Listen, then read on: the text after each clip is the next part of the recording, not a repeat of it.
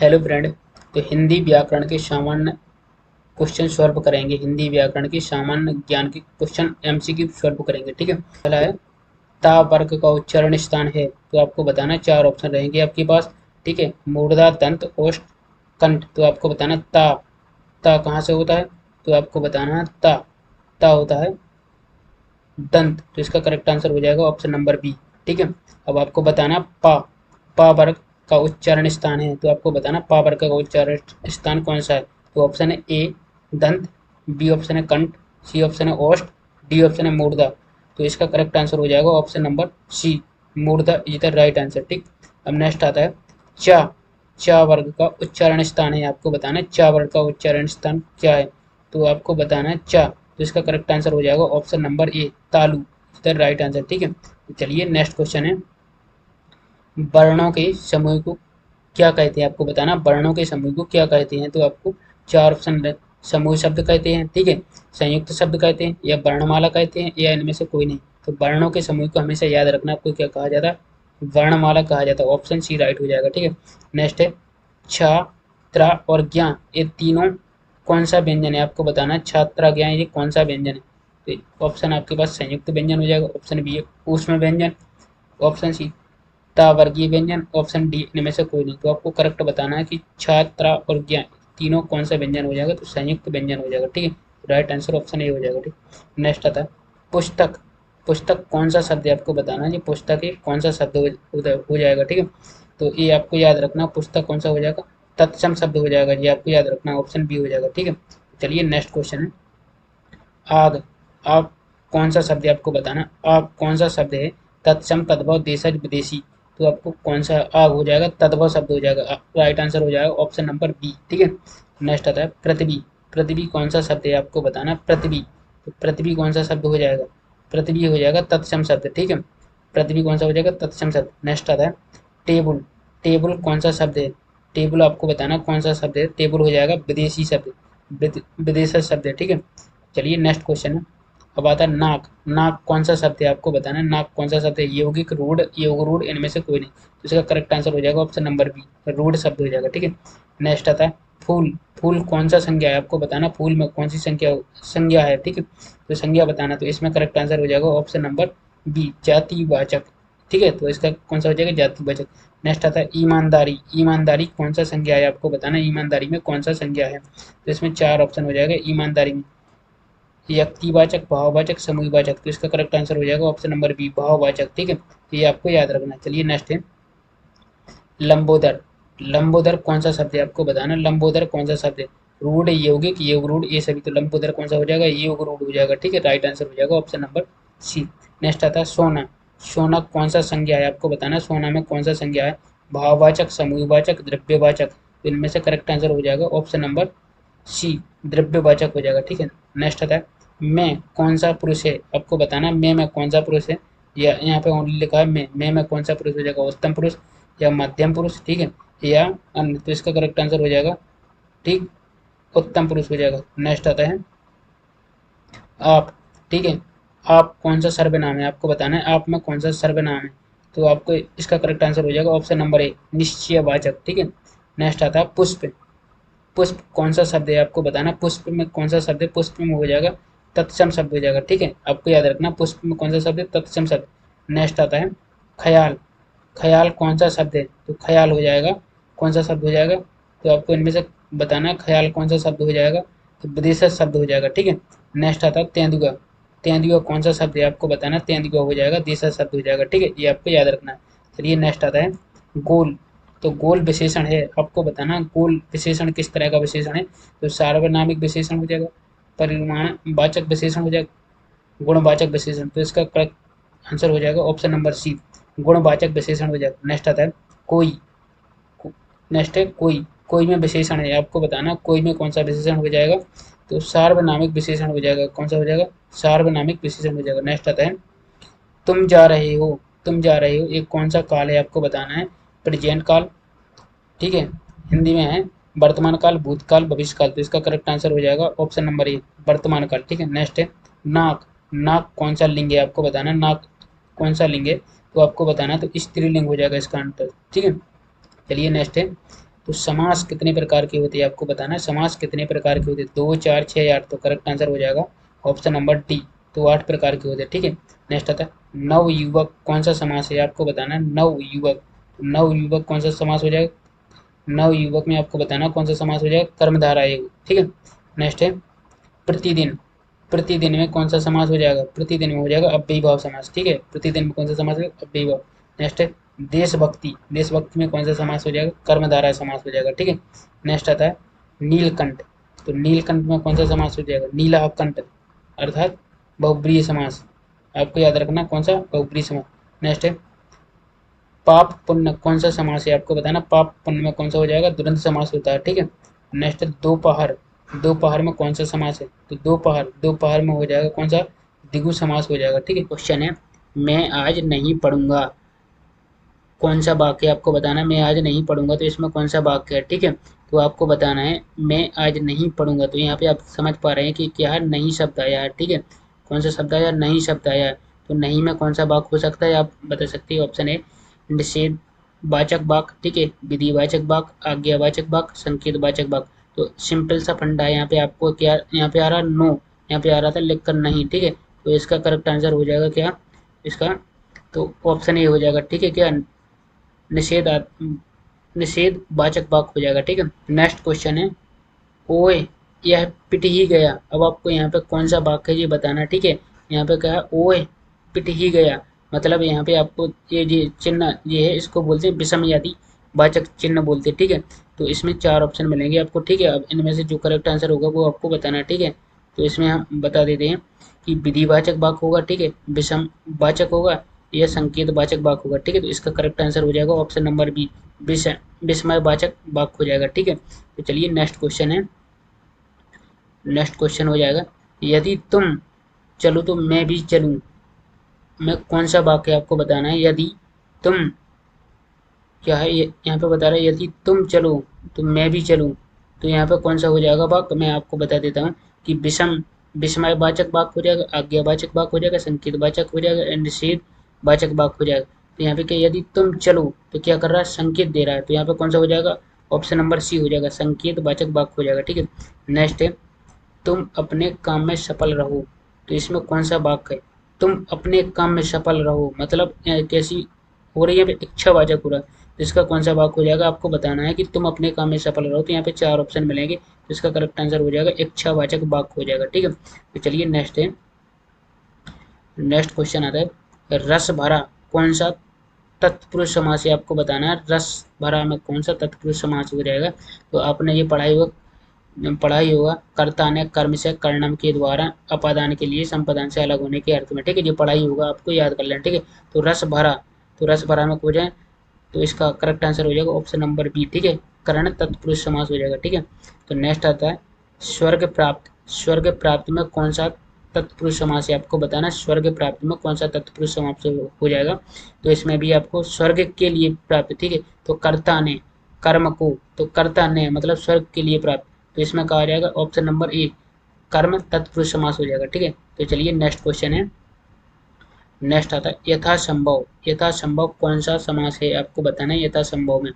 तो यथासंभव में आपको बता देते जहाँ पर यथा स्टार्टिंग में आ जाता है वहाँ पर कौन सा समास होता है, अव्ययी भाव समास होता है जी, आपको याद रख लेना, ठीक है। कुछ और इसकी अपवाद जो हम आपको बता देंगे, ठीक है, समास जब पढ़ाएंगे। तो जैसे ही आपको यहाँ पे मिल जाएगा यथा, तो यथा संभव जब मिल जाए तो यहाँ पे आपको कौन सा समास हो जाएगा, अव्ययी भाव समास हो जाएगा, ऑप्शन नंबर सी राइट हो जाएगा, ठीक है।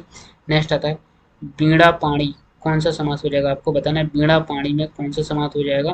तो इसमें आप बीड़ा पाणी मतलब कौन धारण करता है, सरस्वती। जहाँ पे ऐसा नकल कर आता है जैसे बीड़ा कौन धारण करता है, सरस्वती माता करती है, ठीक है। तो इसका करेक्ट आंसर हो जाएगा ऑप्शन नंबर सी, बहुब्रीहि समास।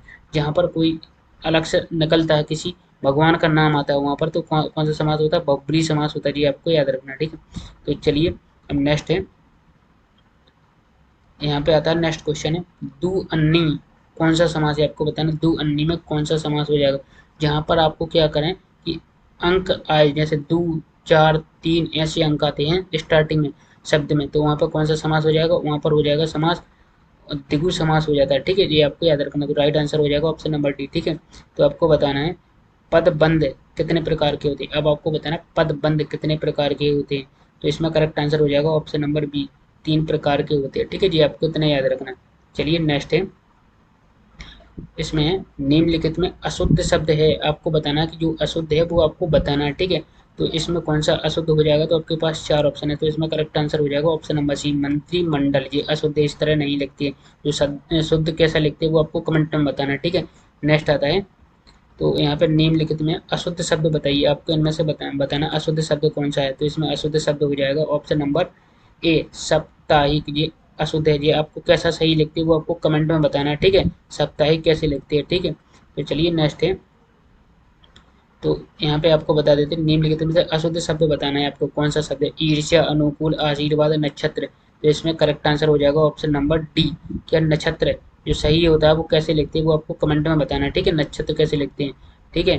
तो चलिए नेक्स्ट है, निम्नलिखित में से कौन सा आग का पर्यायवाची शब्द क्या नहीं पूछा है, यहाँ पे आग का पर्यायवाची शब्द नहीं है। तो आप बता सकते हैं वायु, सका जी आग का पर्यायवाची है, ठीक है। हुतासन, वायु वायु, ये भी किसका आग का पर्यायवाची शब्द है, ठीक है। विवाह वसु, ये भी आग का पर्यायवाची है, तो क्या है विपद का, ये क्या है जी आग का पर्यायवाची शब्द नहीं है, तो इसका राइट आंसर हो जाएगा ऑप्शन नंबर डी, ठीक है जी, आपको इतना याद रखना है। तो चलिए नेक्स्ट है, नेक्स्ट क्वेश्चन आता है, तो निम्नलिखित में से इच्छा का पर्यायवाची शब्द नहीं है, आपको बताना नहीं है इच्छा का पर्यायवाची। लिप्सा, जी भी इच्छा का पर्यायवाची शब्द है, ठीक है। तो और कामना, इच्छा का अपना कामना इच्छा करते, ठीक है। यातना, यातना नहीं है, यातना क्या है, इसका राइट आंसर हो जाएगा, तो इच्छा का पर्यायवाची शब्द नहीं है यातना, ठीक है। नेक्स्ट निम्नलिखित में से पानी का पर्यायवाची शब्द नहीं है, आपको बताना पानी का पर्यायवाची शब्द नहीं है।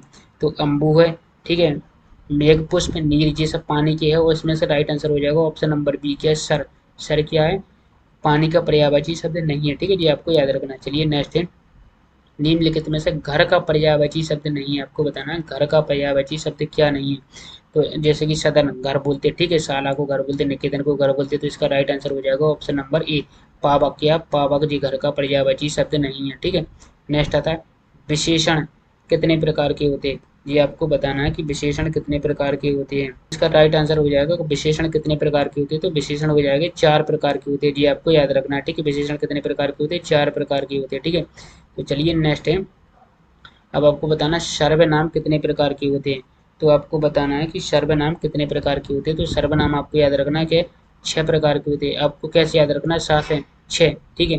तो 7 से क्या है 6 बनते हैं, सर्वनाम 6 प्रकार के होते हैं, ठीक है। नेक्स्ट, उत्पत्ति की दृष्टि से शब्दों के कितने भेद हैं, आपको बताना है, भेद बताना है ओनली। तो भेद कितने होते हैं, तो 4 आपको याद रखना। उत्पत्ति की दृष्टि से कितने भेद होते हैं, 4 होते हैं, ठीक है, जितने आपको याद रखना। करेक्ट आंसर बी हो जाएगा, ठीक है।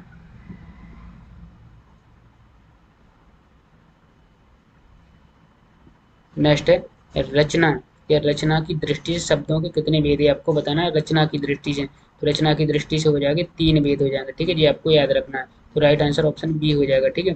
अब नेक्स्ट आता है संज्ञा, संज्ञा के कितने भेद है, तो आपको बताना है संज्ञा। तो संज्ञा के कितने भेद है, ये आपको इसमें आपको याद रखना ऑप्शन नंबर सी, 5 भेद होते हैं। संज्ञा के कितने भेद है, 5 भेद है जी, आपको याद रखना। तो इसका राइट आंसर हो जाएगा ऑप्शन नंबर सी, ठीक है। तो चलिए नेक्स्ट है, अब आपको बताना कि विकारी और अविकारी शब्दों के कितने भेद हैं, आपको बताना विकारी और अविकारी शब्दों के कितने भेद हैं। तो आपको यहाँ पे सिंपल से याद रखना, विकारी और अविकारी मतलब 2 बार है, तो 4 + 4 कितने होते हैं, 8 होते हैं। तो आपको याद रख लेना विकारी और अविकारी शब्दों के कितने भेद है, 8 होते हैं, ठीक है। नेक्स्ट आता है, इनमें से कौन सा शब्द संज्ञा से बना हुआ विशेषण है। तो आपको बताना संज्ञा से बना हुआ विशेषण पूछा है यहाँ पे, ठीक है। तो इसका करेक्ट आंसर क्या हो जाएगा, तो आपको बताना है कि ऑप्शन नंबर डी हो जाएगा इसका करेक्ट, ठीक है। कुलीन, कुलीन क्या है, संज्ञा से बना हुआ शब्द क्या है, विशेषण है, ठीक है। ये आपको याद रखना है। चलिए नेक्स्ट है, अब बता दें यथा समय समास है, आपको बताना है यथा समय में समास कौन सा। हमने आपको पहले ही बताया था, जहाँ पर यथा लग जाए स्टार्टिंग में तो वहाँ पर कौन सा समास होता है, तो वहाँ पर होता है तो अव्ययीभाव समास होता है, ठीक है। तो राइट आंसर ऑप्शन बी हो जाएगा। नेक्स्ट आता है प्रत्येक, प्रत्येक में समास कौन सा है, तो प्रत्येक में भी समास कौन सा हो जाएगा, अव्ययीभाव समास हो जाएगा, जी भी आपको याद रखना, ठीक है। नेक्स्ट आता है तिरंगा, तिरंगा में कौन सा समास है, तो आपको बताना है कि तिरंगा में कौन सा समास है, आपके पास ऑप्शन दिए गए हैं, ठीक है। तो तिरंगा में आपको बताना कौन सा समास है, आपके पास ऑप्शन है कर्मधारय समास, बहुब्री समास, द्वंद्व समास और इनमें से कोई नहीं। तो इसका तिरंगा में कौन सा समास हो जाएगा, ये आपको याद रखना। तो तिरंगा में समास हो जाएगा बहुब्रीहि समास हो जाएगा। ऑप्शन नंबर बी आपको राइट याद रखना। तिरंगा में कौन सा समास हो जाएगा, बहुब्रीहि समास हो जाएगा। ठीक है, नेक्स्ट है कवि का स्त्रीलिंग क्या है, आपको बताना कवि का स्त्रीलिंग क्या होता है। तो ऑप्शन 4 है, आपको जो सही आंसर है वो बताना। तो इसका करेक्ट आंसर हो जाएगा ऑप्शन नंबर सी, कवयित्री। ठीक है, इसका राइट आंसर हो जाएगा कवि का स्त्रीलिंग क्या होता है, कवयित्री हो जाएगा। ठीक है, तो अब आपको नेक्स्ट है सूर्य। सूर्य का स्त्रीलिंग बताना है आपको। सूर्य का स्त्रीलिंग रूप क्या है, तो आपको सूर्य का क्या होता है स्त्रीलिंग, ये आपको बताना है। सूर्याणी, सूरी, सूरा और सूर्या। तो सूर्य का स्त्रीलिंग होता है क्या, सूर्य होता है। ये आपको याद रखना, कई बार एग्जाम में पूछा गया है। सूर्य का स्त्रीलिंग क्या होता है, सूर्य होता है। ठीक है, नेक्स्ट है पेड़ से फल गिरा, इस वाक्य में किस कारक की विभक्ति की गई है। पेड़ से फल, पेड़ से फल गिरा, ये आपको बताना वाक्य में से किस कारक की विभक्ति की गई। मैं हमने आपको स्टार्टिंग बताया था, कर्ता ने कर्म को कर्णम से संपादन के लिए अपादान से अलग होने के अर्थ में। ठीक है, तो यहाँ पे से आया, कर्ता ने कर्म को कर्णम से अपादान के लिए। तो इसमें कौन सा हो जाएगा, ऑप्शन नंबर बी हो जाएगा अपादान। ठीक है, तो इसका राइट आंसर क्या हो जाएगा, अपादान हो जाएगा। तो पेड़ से जहाँ पर आता है तो वहाँ पर क्या आता है, अपादान आता है। ठीक है, तो ये आपको याद रखना से। तो वह कुल्हाड़ी से वृक्ष काटता है, इस वाक्य में आपको बताना है से किस कारक की विभक्ति है, आपको बताना है से किस कारक की विभक्ति है। ठीक है, तो इसमें आपको बताना है कि अधिकरण ऑप्शन ए, ऑप्शन बी है संप्रदान, करण, अपादान। आपको इनमें से राइट आंसर बताना है। तो जो सही आंसर है वो आपको कमेंट में बताना है। ठीक है, तो चलिए मैं इसका राइट आंसर बता देता हूँ। ऑप्शन नंबर सी हो जाएगा, करण हो जाएगा। ठीक है, तो आपको इसमें क्या याद रखना, कर्ता ने कर्म को कर्णम से संपादान के लिए अपादान से अलग होने के अर्थ में। ठीक है, ये चीज़ याद रखना। तो आपको इसमें क्या आंसर हो जाएगा, तो वह कुल्हाड़ी से वृक्ष काटता है, इस वाक्य में से किस कारक की विभक्ति है। ठीक है, तो आपको बताना। तो इसका क्या आ जाए, राइट आंसर हो जाएगा ऑप्शन नंबर सी, करण। चलिए नेक्स्ट है माँ ने बच्चों को सुलाया, इस वाक्य में को किस कारक की विभक्ति है, आपको बताना है। माँ ने बच्चों को सुलाया, तो इसमें क्या है, को किस कारक की विभक्ति है। तो इसमें करेक्ट आंसर हो जाएगा ऑप्शन नंबर बी। ठीक है, तो आपको क्या रखना है, ऑप्शन नंबर बी हो जाएगा इसमें कर्म। तो आपको याद रखना है क्या है, माँ ने बच्चों को सुलाया, इस वाक्य में को किस कारक की विभक्ति हो जाएगी, कर्म हो जाएगी। ठीक है, तो ये आपको याद रखना है। ठीक है, तो चलिए नेक्स्ट है अध्यापक शब्द का स्त्रीलिंग क्या है, आपको बताना है। अध्यापक शब्द का स्त्रीलिंग क्या होता है, तो इसका ऑप्शन ए है अध्यापिका, ऑप्शन बी है अध्यापकी, ऑप्शन सी है अध्यापका, अध्यापिकी।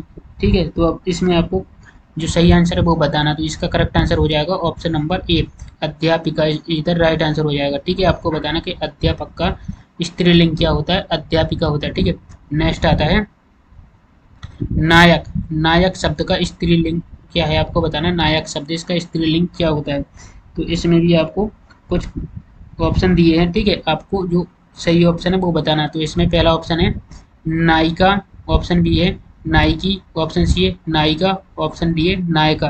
तो इसमें जो सही आंसर है वो आपको बताना। तो इसमें करेक्ट आंसर हो जाएगा ऑप्शन नंबर सी, क्या हो जाएगा, नायिका। तो नायक का स्त्रीलिंग क्या हो जाएगा, नायिका हो जाएगा। ठीक है, ये आपको याद रखना। ठीक है, तो चलिए नेक्स्ट क्वेश्चन की ओर। नेक्स्ट क्वेश्चन है महाशय शब्द का स्त्रीलिंग रूप क्या है, आपको बताना महाशय का। तो ऑप्शन ए है महासिनी, ऑप्शन बी है महाशयी, ऑप्शन सी है महाशया, ऑप्शन डी है महासी। तो इसमें जो सही आंसर है वो आपको बताना है। तो इसमें करेक्ट आंसर हो जाएगा ऑप्शन नंबर सी, महाशया, इधर राइट आंसर हो जाएगा। ठीक है, तो महाशय शब्द का स्त्रीलिंग क्या होता है, महाशया हो जाएगा। नेक्स्ट आता है नेता। तो नेता शब्द का स्त्रीलिंग रूप क्या है, आपको बताना। नेता का स्त्रीलिंग रूप क्या होता है, तो इसका राइट आंसर हो जाएगा ऑप्शन नंबर बी, नेत्री हो जाएगा। तो आपको क्या याद रखना, नेता का स्त्रीलिंग क्या होता है, नेत्री हो जाएगा। ठीक है, तो चलिए नेक्स्ट है, अब आता है दाता। दाता शब्द का स्त्रीलिंग क्या है, आपको बताना। दाता शब्द का स्त्रीलिंग क्या होता है, तो ऑप्शन ए है छात्री, ऑप्शन बी है दात्र, ऑप्शन सी है छाती, ऑप्शन डी है दात्री। तो इसका करेक्ट आंसर हो जाएगा ऑप्शन नंबर डी, दात्री, इधर राइट आंसर हो जाएगा। ठीक है, नेक्स्ट है इंद्र शब्द का स्त्रीलिंग क्या है, आपको बताना है। इंद्र शब्द का स्त्रीलिंग क्या होता है, तो ऑप्शन इंद्रा, ऑप्शन बी है इंद्राणी, ऑप्शन सी है इंद्राणी, ऑप्शन डी है इंद्राणी। तो इसका सही आंसर हो जाएगा ऑप्शन नंबर, ठीक है, सी हो जाएगा। क्या हो जाएगा, ऑप्शन नंबर सी, इंद्राणी, इधर राइट आंसर हो जाएगा। ठीक है, तो इंद्र का स्त्रीलिंग रूप क्या होता है, इंद्राणी होता है। तो चलिए नेक्स्ट है ण का उच्चारण स्थान क्या है, तो आपको बताना है ण का उच्चारण स्थान क्या है। तो इसमें आपको 4 ऑप्शन दिए, दंत, दांतुल, तालु, मूर्धा। तो ण है, ण का उच्चारण स्थान बताना आपको, तो इसका करेक्ट आंसर हो जाएगा, तो ये हो जाएगा तालु, ऑप्शन नंबर सी। तो ण कहाँ से होता है, तालु से होता है, ठीक है। तो नेक्स्ट आता है, तो उ ध्वनि का उच्चारण स्थान है, आपको बताना उ, ये उ है ना, इसका ध्वनि का उच्चारण स्थान क्या है, तो आपको ये बताना है, ठीक है। तो इसमें आपको कुछ ऑप्शन दिए, ऑप्शन ए तालु, ओष्ठ, कंठ, दंत तालु, ठीक है। तो इसका करेक्ट आंसर हो जाएगा ऑप्शन नंबर बी, क्या हो जाएगा, ओष्ठ हो जाएगा, ठीक है। उ ध्वनि का उच्चारण स्थान क्या हो जाएगा, ओष्ठ हो जाएगा, ये आपको याद रखना है, ठीक है। चलिए नेक्स्ट है, नेक्स्ट आता है समुच्चय का सही संधि विच्छेद क्या है, आपको बताना है समुच्चय का सही संधि विच्छेद क्या है। तो इसमें हो जाएगा सम प्लस उत प्लस आय, तो क्या हो जाएगा, समुच्चय का सही संधि विच्छेद हो सम प्लस उत प्लस आय हो जाएगा। तो चलिए इसका राइट आंसर हो जाएगा ऑप्शन नंबर बी, ठीक है, सम प्लस उत प्लस आय हो जाएगा, समुच्चय का सही संधि विच्छेद हो जाएगा, ठीक है। तो चलिए नेक्स्ट है सूर्योदय, क्या सूर्योदय का सही संधि विच्छेद क्या है, आपको बताना है सूर्योदय का सही संधि विच्छेद क्या है। तो इसमें आपको ऑप्शन है सूर्य प्लस दय, ऑप्शन सूर्य प्लस उदय, सूर्य प्लस उदय। तो आपको बताना है इसका राइट आंसर हो जाएगा ऑप्शन नंबर सी, सूर्य प्लस उदय हो जाएगा, ठीक है। तो सूर्योदय का सही संधि विच्छेद क्या हो जाएगा, सूर्य प्लस उदय हो जाएगा, ठीक है। चलिए नेक्स्ट क्वेश्चन की ओर बढ़ते हैं। नेक्स्ट क्वेश्चन है महेंद्र का संधि विच्छेद क्या है, आपको बताना है महेंद्र का संधि विच्छेद क्या है। तो इसमें ऑप्शन है महो प्लस इंद्र, महे प्लस इंद्र, महा प्लस इंद्र। तो इसमें आपको सही आंसर बताना है, तो ऑप्शन नंबर सी हो जाएगा, ठीक है। और इसमें कौन सी संधि है आपको याद रखना, जब भी एक मात्रा चली हो तो वहाँ पर कौन सी संधि होती है, गुण संधि होती है, जहाँ तक लो आपको ये याद रखना है, ठीक है। तो चलिए नेक्स्ट क्वेश्चन है, क्या आप जा रहे हैं, आपको बताना है क्या आप जा रहे हैं, क्या में कौन सा निपात है, आपको बताना है क्या आप जा रहे हैं। तो क्या मतलब एक प्रश्न लग गया, इसका राइट आंसर हो जाएगा क्या, प्रश्न बोधक, ठीक है। तो option number B right answer हो जाएगा, ठीक है, ये याद रखना है आपको। तो चलिए नेक्स्ट क्वेश्चन है, मैं भी यह जानता हूँ, इस वाक्य में भी, इस वाक्य में भी से कौन सा निपात है, आपको बताना है। मैं भी यह जानता हूँ, ये आपको बताना है कि मैं भी यह जानता हूँ कि इसमें कौन सा हो जाएगा। तो ऑप्शन नंबर ए हो जाएगा, बलदायक है, ठीक है। तो ऑप्शन नंबर क्या है, बलदायक निपात है, ये आपको याद रखना है, ठीक है इतना। तो नेक्स्ट है झूठ मत बोलो, इसमें है झूठ मत बोलो, इस वाक्य में मत का कौन सा निपात है, आपको बताना है झूठ मत बोलो कौन सा निपात है। तो यहाँ पे मत, मत का मतलब ना, मतलब नहीं, तो झूठ मत बोलो, तो इसमें कौन सा निपात हो जाएगा, तो इसमें हो जाएगा निषेध बोधक, ठीक है। ये आपको याद रखना है, निषेध बोधक, मत मतलब नहीं, फिर ये हो जाएगा। चलिए नेक्स्ट है, तुम्हें राम के आने तक प्रतीक्षा करनी होगी, आप यहाँ पे है कि तुम्हें राम के आने तक प्रतीक्षा करनी होगी, मतलब बल दिया जा रहा है आपको, एक फोर्स दिया जा रहा है कि आपको तुम्हें राम के आने तक प्रतीक्षा करनी होगी। तो इस वाक्य में तक कौन सा निपात है, तो इसमें भी कौन सा हो जाएगा, ये आपको इसमें ऑप्शन नंबर सी हो जाएगा, बलदायक निपात हो जाएगा, ठीक है जी, आपको याद रखना है, ठीक है। तो अब नेक्स्ट है, तो पशु पक्षी ही अपना हित समझते हैं, तो क्या पशु पक्षी ही अपना हित समझते हैं, जी आपको बताना है। तो पशु पक्षी ही अपना हित समझते हैं, कौन सा निपात हो जाएगा इसमें, ये आपको बताना है। इसमें कुछ ऑप्शन दिए जी आपको, देख जो ऑप्शन सही है वो आपको बताना है। तो इसमें हम बता दें कि ऑप्शन ए है आदर बोधक, ठीक है, बलदायक, अवधारण बोधक, तुलना बोधक। तो इसका राइट आंसर पशु पक्षी अपना हित समझते हैं, मतलब बल देते हैं, तो इस पर दिया गया तो ऑप्शन नंबर बी हो जाएगा, बलदायक हो जाएगा, ठीक है। तो ऑप्शन नंबर क्या हो जाएगा, बी राइट आंसर हो जाएगा, ठीक है।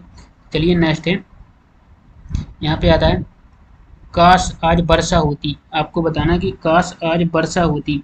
तो इसमें आपको बताना कि कौन सा वाक्य है, कौन सा निपात है। तो इसमें देखो ऑप्शन है आधारबोधक। तो इसमें आपको एक चीज़ याद रखना, जहाँ पे ये एक चिन्ह आता है तो वहाँ पे आपको हमेशा क्या लगाना है कि विस्मय बोधक लगाना है, ठीक है, विस्मय आदि बोधक ये लगाना है, ठीक है, हमेशा यही वाक्य बनता है, ठीक। तो राइट आंसर हो जाएगा ऑप्शन नंबर सी। तो चलिए नेक्स्ट है, निपात में कितने प्रकार की होती है, आपको बताना है निपात कितने प्रकार की होती है। तो सिंपल सा है ना, मतलब ना, यहाँ पे ना है, निपात कितने प्रकार के होते हैं, ना से मतलब यहाँ पे आप लिख सकते हैं ना, नाइन। तो इसका राइट आंसर हो जाएगा ऑप्शन नंबर डी, ना मतलब निपात कितने प्रकार के होते हैं, 9 प्रकार के होते हैं, ठीक है।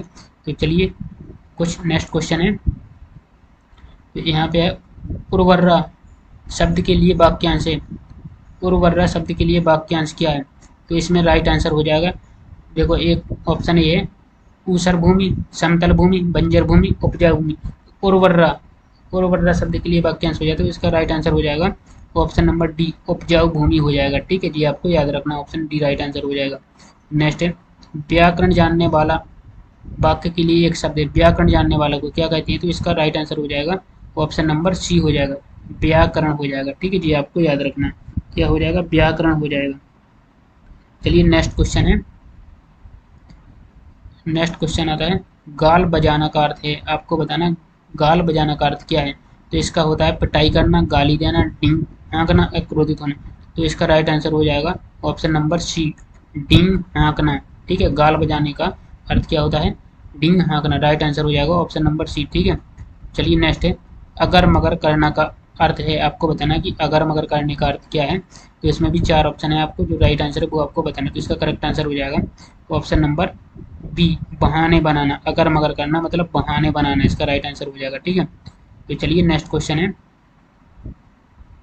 तो शुद्ध शब्द कौन सा है, आपको बताना शुद्ध शब्द कौन सा है। तो जो शुद्ध शब्द है वो आपको बताना है कि शुद्ध शब्द कौन सा है। तो 4 ऑप्शन दिए जाएंगे आपको, जो राइट आंसर है वो आपको बताना है। तो शुद्ध शब्द हो जाएगा इसमें ऑप्शन नंबर बी, सच्चिदानंद हो जाएगा। ठीक है, तो शुद्ध शब्द कौन सा हो जाएगा? सच्चिदानंद हो जाएगा। ठीक है, तो चलिए नेक्स्ट क्वेश्चन है, शुद्ध वर्तनी वाला शब्द कौन सा है, आपको बताना शुद्ध वर्तनी वाला शब्द कौन सा है। तो इसमें करेक्ट आंसर हो जाएगा ऑप्शन नंबर सी, सुसुप्ति हो जाएगा। इस तरह लिखते हैं। ठीक है, सुसुप्ति, शुद्ध वर्तनी वाला शब्द कौन सा हो जाएगा? सुसुप्ति हो जाएगा। ठीक है, नेक्स्ट है, आपको बताना सही वर्तनी छांटिए। जो सही वर्तनी है वो आपको बताना है, जो सही वर्तनी कौन सी है। तो इसमें हम बता देते हैं, तो राइट आंसर हो जाएगा ऑप्शन नंबर बी, ज्योत्सना हो जाएगा। ठीक है, सही वर्तनी ऐसा लिखते हैं, ज्योत्सना। ठीक है, तो ये right answer option number B हो जाएगा। ठीक है, नेक्स्ट है, शुद्ध शब्द क्या है, आपको बताना शुद्ध शब्द क्या है। तो इसमें जो भी सही आंसर है वो आपको बताना है। तो इसमें करेक्ट आंसर हो जाएगा ऑप्शन नंबर सी, तो संपूर्ण इस तरह लिखते हैं। ठीक है, संपूर्ण आपको इस तरह लिखते हैं। चलिए नेक्स्ट है, अब आपको बताना है कि दयानंद, दयानंद में प्रयुक्त संधि कौन सी है। तो आपको बताना है दयानंद में कौन सी संधि है। तो दयानंद आपको जब भी देखना है कि जब विच्छेद करने पर बड़ा आ का उच्चारण आता है तो वहाँ पर कौन सी संधि होती है। तो वहाँ पर हमेशा कौन सी संधि होती है? दीर्घ संधि होती है। ये आपको याद रखना। तो राइट आंसर हो जाएगा ऑप्शन नंबर सी, कौन सी हो जाएगी? दीर्घ संधि हो जाएगी। नेक्स्ट आता है, तो कपीस, कपीस में प्रयुक्त संधि का नाम कौन सा है। तो कपीस में कौन सी संधि, अभी हमने क्या बताया, जहाँ पर बड़ा आ बड़ा ई आता है तो वहाँ पर बीच में कौन सी संधि होती है? दीर्घ संधि। जैसे यहाँ पे बड़ा आ आया था, ठीक है, दयानंद में क्या बड़ा आया था, और यहाँ पे क्या है कपीस में बड़ी ई आ रही, तो मतलब कौन सी संधि हो जाएगी? वृद्धि संधि हो जाएगी। तो इस तरह आपको याद रखना। तो राइट आंसर ऑप्शन डी हो जाएगा। 91 क्वेश्चन है, तो सदैव में प्रयुक्त संधि का नाम है, सदैव में कौन सी संधि है। तो आपको बताना है। तो ऑप्शन 4 रहेंगे आपके पास, स्वर संधि, विसर्ग संधि, दीर्घ संधि या व्यंजन संधि। तो आपको बताना सदैव में कौन सी संधि होती है। तो सदैव में स्वर संधि है। ठीक है जी, आपको याद रखना है सदैव में कौन सी संधि है? स्वर संधि है। तो राइट आंसर हो जाएगा ऑप्शन नंबर 8। ठीक है, नेक्स्ट क्वेश्चन है, सन्मति, सन्मति का सही संधि विच्छेद है, आपको बताना है सन्मति का सही संधि विच्छेद कौन सा है। तो आपके पास ऑप्शन 4 रहेंगे, तो इसमें जो सही आंसर है वो बताना। तो इसका करेक्ट आंसर हो जाएगा ऑप्शन नंबर बी, सत प्लस मति। तो सन्मति का सही संधि विच्छेद क्या होता है? सत प्लस मति होता है। तो ऑप्शन नंबर क्या हो जाएगा? बी राइट आंसर हो जाएगा। चलिए नेक्स्ट है, इसमें आता है इत्यादि, इत्यादि का सही संधि विच्छेद है, आपको बताना है कि ये इत्यादि है, इत्यादि का सही संधि विच्छेद क्या है। तो इसमें आपको बताना है, तो जो सही आंसर है वो आपको बताना है। ठीक है, तो इसमें ऑप्शन नंबर बी हो जाएगा, इति प्लस आदि। तो क्या है इत्यादि का सही संधि विच्छेद क्या होता है? इति प्लस आदि होता है इत्यादि का। इसमें कौन सी संधि आएगी ये आपको कमेंट में बताना है। ठीक है, हमने आपको बताया पहले वाली वीडियो में कि जब यहाँ पे बड़ा आ आता है तो कौन सी संधि होती है, तो वो आपको कमेंट में बताना इसका नाम क्या है। चलिए नेक्स्ट है, निम्नलिखित में कौन सा शब्द वृद्धि संधि का उदाहरण नहीं है, आपको बताना है कि नहीं है, जो वृद्धि संधि का उदाहरण है वो नहीं है। तो इसमें आपको 4 ऑप्शन दिए हैं। ठीक है, तो कौन सा नहीं है वृद्धि संधि का उदाहरण? तो इसमें गुरुपदेश, ये क्या है? ये वृद्धि संधि का उदाहरण नहीं है। ये आपको बताना है कि गुरुपदेश कौन सा है? ये वृद्धि संधि का उदाहरण नहीं है। ये आपको याद रखना है। तो चलिए नेक्स्ट क्वेश्चन की ओर आगे बढ़ते हैं। निम्न में से दीर्घ संधि युक्त पद कौन सा है, आपको बताना दीर्घ संधि युक्त पद कौन सा है। तो इसमें आपके पास काफी सारे ऑप्शन मिलेंगे, जो आपको राइट आंसर वो बताना। तो इसका करेक्ट आंसर हो जाएगा ऑप्शन नंबर बी, दैत्यापरी। क्या दैत्यापरी है? ये क्या है? दीर्घ संधि युक्त पद है। ठीक है, तो आपको बताना दीर्घ संधि युक्त पद कौन सा, तो कौन सा हो जाएगा? दैत्यापरी हो जाएगा। ठीक है, नेक्स्ट आते हैं, इनमें से कौन सा स्वर संधि का उदाहरण है, आपको बताना है स्वर संधि का उदाहरण कौन सा है, तो आपको बताना है। तो इसमें 4 ऑप्शन है, तो राइट आंसर हो जाएगा ऑप्शन नंबर क्या हो जाएगा, बी हो जाएगा। पवन, पवन क्या है, स्वर संधि का उदाहरण, तो राइट आंसर हो जाएगा ऑप्शन नंबर बी। चलिए आगे बढ़ते हैं नेक्स्ट क्वेश्चन की ओर। पवन, पवन का सही संधि विच्छेद क्या है, तो आपको बताना कि पवन का सही संधि विच्छेद क्या है। तो इसमें आपको पास 4 ऑप्शन मिलेंगे, जो सही संधि विच्छेद वो आपको बताना। तो इसका सही आंसर हो जाएगा ऑप्शन नंबर बी, पो प्लस अन। पवन का सही संधि विच्छेद क्या हो जाएगा, पो प्लस अन हो जाएगा, option number B right answer हो जाएगा। ठीक है, इसमें कौन सी संधि है ये आपको कमेंट में बताना। चलिए नेक्स्ट है, तो इनमें से आता है शब्दों में से किसमें व्यंजन संधि है, आपको बताना शब्दों में से कौन सी व्यंजन संधि है। इसमें जो व्यंजन संधि वो आपको बताना है। तो इसमें भी आपके पास 4 ऑप्शन है, जो सही आंसर है वो आपको बताना है। ठीक है, तो इसमें सही आंसर हो जाएगा ऑप्शन नंबर बी, सत्कार। सत्कार में कौन सी संधि है, व्यंजन संधि हो जाएगी, ये आपको बताना है। ठीक है, चलिए नेक्स्ट है, तो शब्दों में किसमें विसर्ग संधि है, आपको बताना है विसर्ग संधि किसमें है। तो विसर्ग का मतलब होता है जहां 2 बिंदी आती है। ठीक है, इस तरह 2 बिंदी आती है वहाँ पर विसर्ग संधि होती है। ठीक है, तो आपको बताना है इसमें कौन सी में विसर्ग संधि है। जैसे नरेंद्र हमने बताया था, जहाँ पर एक मात्रा हो तो वहाँ पर गुण संधि होती है। ठीक है, सज्जन में जहाँ पर हलंत आता है वहाँ व्यंजन संधि होती है। सदैव में कौन सी आती, वृद्धि संधि आती है। तो बचा कौन सा, अतिवम। अतिवम में कौन सी संधि आ जाएगी, विसर्ग संधि हो जाएगी। अब इसका संधि विच्छेद करोगे तो अतः प्लस एवं आता, तो मतलब विसर्ग आ जाएगा। ठीक है, तो नेक्स्ट क्वेश्चन है, उत प्लस हार की योग से कौन सा शब्द बनेगा। तो उत प्लस हार की योग से कौन सा शब्द बनेगा। इसमें 4 ऑप्शन है, जो आपको सही आंसर है वो आपको बताना है। तो इसका सही आंसर बनेगा उत प्लस हार से उद्धार, तो ऑप्शन नंबर बी हो जाएगा क्या, राइट आंसर हो जाएगा। चलिए नेक्स्ट क्वेश्चन की ओर आगे बढ़ते हैं। इसमें आता पर्यावरण का सही संधि विच्छेद क्या है, तो आपको बताना पर्यावरण का सही संधि विच्छेद क्या है। तो जो सही आंसर है वो आपको बताना। तो पर्यावरण का सही संधि विच्छेद हो जाएगा परि प्लस आवरण हो जाएगा, ऑप्शन नंबर डी क्या है, परि प्लस आवरण, ऑप्शन नंबर डी सही आंसर हो जाएगा पर्यावरण का। अब आता है नेक्स्ट, क्या अनुनासिक का संबंध होता है। अनुनासिक का संबंध होता है केवल मुंह से, नाक और मुंह दोनों से, केवल नाक से, इनमें से कोई नहीं। इसका करेक्ट आंसर हो जाएगा ऑप्शन नंबर बी, नाक और मुंह दोनों से होता है। किसका, अनुनासिक का संबंध किससे होता है, नाक और मुंह दोनों से होता है। Right answer option number B हो जाएगा। ठीक है, चलिए नेक्स्ट है, तो अनुनासिक व्यंजन कौन से हैं, तो आपको बताना अनुनासिक व्यंजन कौन से हैं। तो इनमें से आपको बताना है, तो अनुनासिक व्यंजन कौन से हैं। तो वर्ग के तृतीय अक्षर, वर्ग के प्रथमाक्षर, वर्ग के पंचमाक्षर, इनमें से कोई नहीं। तो इसका राइट आंसर हो जाएगा ऑप्शन नंबर सी, कौन सा, वर्ग के पंचमाक्षर होते हैं। ठीक है, तो अनुनासिक व्यंजन कौन से होते हैं, वर्ग के पंचमाक्षर होते हैं। ठीक है, ये आपको याद रखना है। चलिए नेक्स्ट है, तो हिंदी वर्णमाला में स्वरों की संख्या कितनी है, तो आपको बताना है स्वरों की संख्या कितनी है। तो हिंदी वर्णमाला में हम बात करें स्वरों की संख्या तो 11 होती है, जी आपको याद रखना है। ठीक है, राइट आंसर हो जाएगा ऑप्शन नंबर सी। और व्यंजन कितनी होती है, जी आपको कमेंट में बताना है। ठीक है, तो चलिए नेक्स्ट है, तो जो पहले कभी ना हुआ हो, आपको बताना जो पहले कभी ना हुआ हो, एक शब्द में आंसर बताना।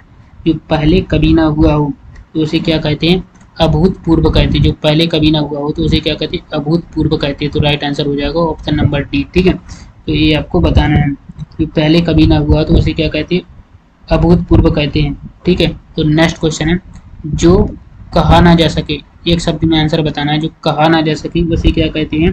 तो इसमें जो कहा ना जा सके, इसके लिए आपको क्या करना है, जो कहा ना जा सके उसे क्या कहते हैं, अकथनीय, अगम, अजर या अक्षम। तो उसे क्या कहते हैं, अकथनीय कहते हैं। ठीक है, तो ऑप्शन नंबर ए हो जाएगा, जो कहा ना जा सके उसे अकथनीय कहते हैं। तो ऑप्शन नंबर क्या हो जाएगा, ए राइट आंसर हो जाएगा। ठीक है, चलिए नेक्स्ट क्वेश्चन की ओर। नेक्स्ट है, समय की दृष्टि से अनुकूल है, आपको बताना कि समय की दृष्टि से अनुकूल है। जो राइट आंसर है वो आपको कमेंट में बताना कि समय की दृष्टि से क्या अनुकूल है। तो ठीक है, तो इसका राइट आंसर हो जाएगा ऑप्शन ए है अनुकूल, ऑप्शन बी है समयानुकूल, ऑप्शन सी है प्रतिकूल, ऑप्शन डी है समानुकूल। तो इसका राइट आंसर हो जाएगा ऑप्शन नंबर बी, समयानुकूल हो जाएगा। तो समय की दृष्टि से अनुकूल है तो क्या हो जाएगा, समयानुकूल। तो बी आंसर राइट हो जाएगा। ठीक है, चलिए नेक्स्ट, जो सब कुछ जानता हो उसे क्या कहते हैं। जो सब कुछ जानता हो तो उसके लिए एक शब्द में आंसर हो तो उसे कहते हैं सर्वज्ञ। जो सब कुछ जानता है उसे क्या कहते हैं, सर्वज्ञ। राइट आंसर ऑप्शन हो जाएगा डी। ठीक है, चलिए नेक्स्ट है, तो जिसकी गर्दन सुंदर है, आपको बताना जिसकी गर्दन क्या सुंदर है उसे क्या कहते हैं, सुदर्शन, सुग्रीव, सुगर्दन, सुगत। इसका राइट आंसर हो जाएगा ऑप्शन नंबर बी, सुग्रीव कहते हैं। सुग्रीव, जिसकी गर्दन सुंदर है उसे क्या कहते हैं, सुग्रीव कहते हैं। तो क्या हो जाएगा option number B right answer हो जाएगा। नेक्स्ट है, पुरुष एवं स्त्री का जोड़ा कहलाता है, आपको बताना पुरुष और स्त्री का जोड़ा क्या कहलाता है। तो आपके पास ऑप्शन है, तो पति पत्नी, दंपत्ति, युगल या युग्म। तो पुरुष एवं स्त्री के जोड़े को क्या कहते हैं, तो दंपत्ति कहते हैं। तो ऑप्शन नंबर बी हो जाएगा राइट आंसर। तो पति पत्नी के जोड़े को क्या कहते हैं, दंपत्ति कहते हैं। ठीक है, चलिए नेक्स्ट क्वेश्चन है। तो यहाँ पे कार्य को नए ढंग से करने की पद्धति है, कार्य को नए ढंग से करने की पद्धति क्या है, तो आपको बताना है। तो इसमें पारस्परिक, नवागत, रूप, आधुनिकरण या नवीकरण। तो इसका कार्य को नए ढंग से करने की पद्धति क्या कहलाती है, नवीनीकरण कहलाती है। ठीक है, तो राइट आंसर हो जाएगा ऑप्शन नंबर डी। ठीक है, नेक्स्ट है, जंगल में लगने वाली आग क्या कहलाती है, तो आपको बताना है जंगल में लगने वाली आग को क्या कहा जाता है। तो आपके पास 4 ऑप्शन है, जो सही आंसर है वो आपको बताना है। दावा नल, कामा नल, बड़वा नल, जठरा नल। तो क्या कहती है, दावा नल कहती है। जंगल में लगने वाली आग को क्या कहती है, दावा नल कहते हैं। ठीक है, तो आपको कमेंट में बताना है कि पानी में लगने वाली आग को क्या कहते हैं। ठीक है, तो उसको क्या कहते हैं वो आपको कमेंट में बताना है। चलिए नेक्स्ट है, यहाँ पे पृष्ठ आदि के उत्तर की अपेक्षा करने वाला क्या कहलाता है। तो पृष्ठ आदि की उत्तर की अपेक्षा करने वाला क्या कहलाता है। तो इसमें राइट आंसर हो जाएगा उत्तरापेक्षी। तो ऑप्शन बी हो जाएगा, उत्तरापेक्षी कहलाता है। पृष्ठ आदि की उत्तर की अपेक्षा करने वाला क्या कहलाता है, उत्तरापेक्षी कहलाता है। नेक्स्ट है, तो ज्येष्ठ का विलोम शब्द है, आपको बताना है ज्येष्ठ है उसका विलोम शब्द क्या है। तो ज्येष्ठ का विलोम हो जाएगा, क्या हो जाएगा, कनिष्ठ हो जाएगा। ठीक है, तो ज्येष्ठ का विलोम क्या होता है, कनिष्ठ हो जाएगा। Option number C right answer हो जाएगा। ठीक है जी, आपको याद रखना। चलिए नेक्स्ट है,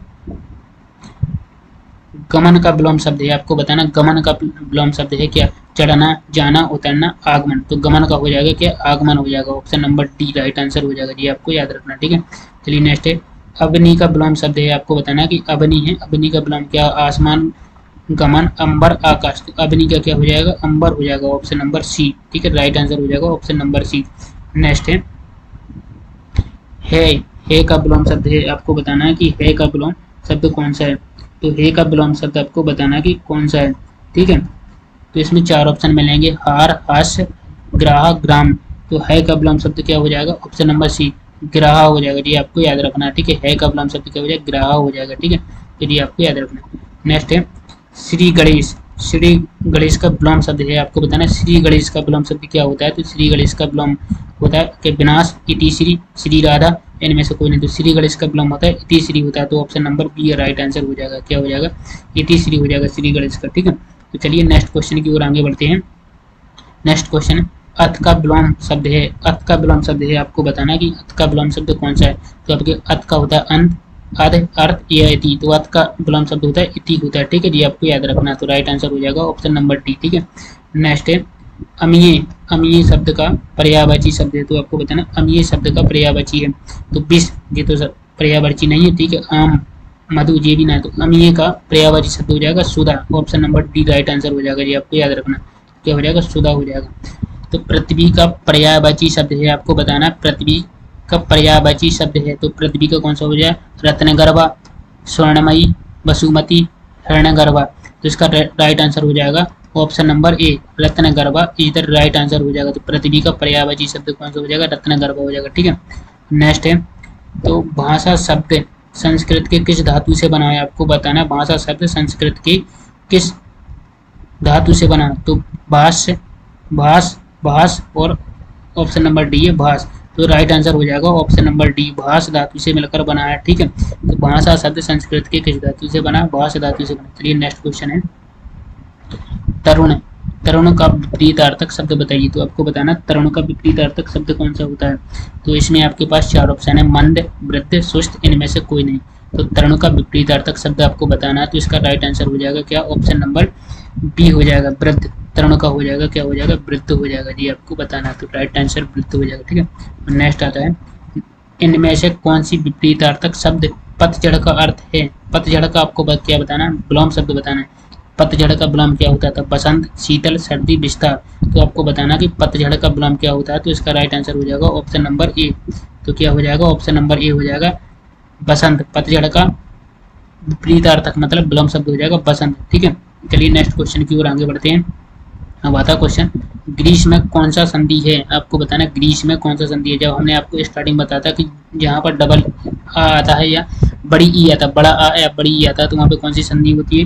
तो आपको बताना वहाँ पे हमेशा वृद्धि संधि होती है। तो राइट आंसर हो जाएगा ऑप्शन नंबर बी, वृद्धि संधि। ग्रीष्म में कौन सी संधि हो जाएगी, वृद्धि संधि हो जाएगी। ठीक है, नेक्स्ट आता है, निम्न में से अल्प प्राण वर्ण कौन सा है। तो आपको बताना अल्प प्राण वर्ण कौन सा है। तो आपके पास काफी सारे ऑप्शन है जिनमें से राइट आंसर है ऑप्शन नंबर सी का एवं गा। अल्प प्राण बाण कौन से? का एवं गा राइट आंसर हो जाएगा ऑप्शन नंबर सी। ठीक है, चलिए नेक्स्ट क्वेश्चन की ओर आगे बढ़ते हैं। इनमें से कौन सी शब्द शुद्ध है आपको बताना है। जो शुद्ध शब्द है वो आपको बताना है। इनमें से कौन सा शब्द शुद्ध है?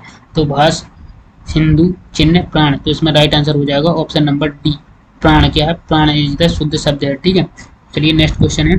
इनमें से कौन सी शब्द या अशुद्ध है आपको बताना है। इसमें अशुद्ध शब्द कौन सा है? तो अशुद्ध शब्द कौन सा होता है? कलश, ठीक है, पुण्य, रसायन, कल्याण। तो अशुद्ध बताना, तो अशुद्ध हो जाएगा इसमें पुण्य। ठीक है, पुण्य ऐसा नहीं लिखते, सही कैसा लिखते वो आपको कमेंट में बताना है। ठीक है, चलिए नेक्स्ट क्वेश्चन है। इनमें से कौन सी युग्म शब्द गलत है आपको बताना है, गलत कौन सा है। तो इसमें से जो गलत है वो आपको कमेंट में बताना है। ठीक है, तो इसका राइट आंसर हो जाएगा ऑप्शन नंबर बी, निशान चिन्ह। निशान चिन्ह क्या है जी? गलत है। ठीक है, एक गलत युग्म है। ठीक है, तो निशान और चिन्ह एक ही है। ठीक है, मतलब यहाँ पे गलत युग्म बताना था, तो निशान का मतलब यही है, चिन्ह का मतलब भी एक ही होता है। ठीक है, तो ये गलत हो जाएगा। ठीक है, नेक्स्ट आता है, तो यहाँ पे आता है संधि। संधि कितने प्रकार की होती है आपको बताना है। संधि कितने प्रकार की होती है? तो संधि होती है 3 प्रकार की होती है। नाम कौन कौन सी जी आपको कमेंट में बताना है। ठीक है, कमेंट में आपको नाम बताना कौन कौन सी संधि होती है 3 प्रकार की। ठीक है, तो चलिए नेक्स्ट क्वेश्चन की ओर आगे बढ़ते हैं। नेक्स्ट क्वेश्चन, दिए गए शब्दों में शुद्ध वर्तनी वाला शब्द कौन सा है? तो आपको बताना है शुद्ध वर्तनी वाला आंसर है जो सही कौन सा है। सुसुप्ति कैसा लिखते हैं वो सही कौन सा है? तो इसका राइट आंसर हो जाएगा ऑप्शन नंबर सी, सुसुप्ति इस तरह लिखते हैं। ठीक है, तो ये आपको याद रखना है। चलिए नेक्स्ट है, दिए गए शब्दों में शुद्ध वर्तनी वाला शब्द बताना है। तो आपको बताना है शुद्ध वर्तनी वाला शब्द कौन सा है। तो इसमें सर्वोत्तम, कीर्ति, स्रोत, संसारिक। तो सही कैसा लिखते हैं? तो इसमें सही स्रोत लिखते हैं। स्रोत क्या है जी? सही लिखा हुआ, तो और ये आपको याद रखना है। तो राइट आंसर ऑप्शन सी हो जाएगा। ठीक है, चलिए नेक्स्ट क्वेश्चन है। इसमें आता है सिर तोड़। सिर तोड़ में कौन सा समास है?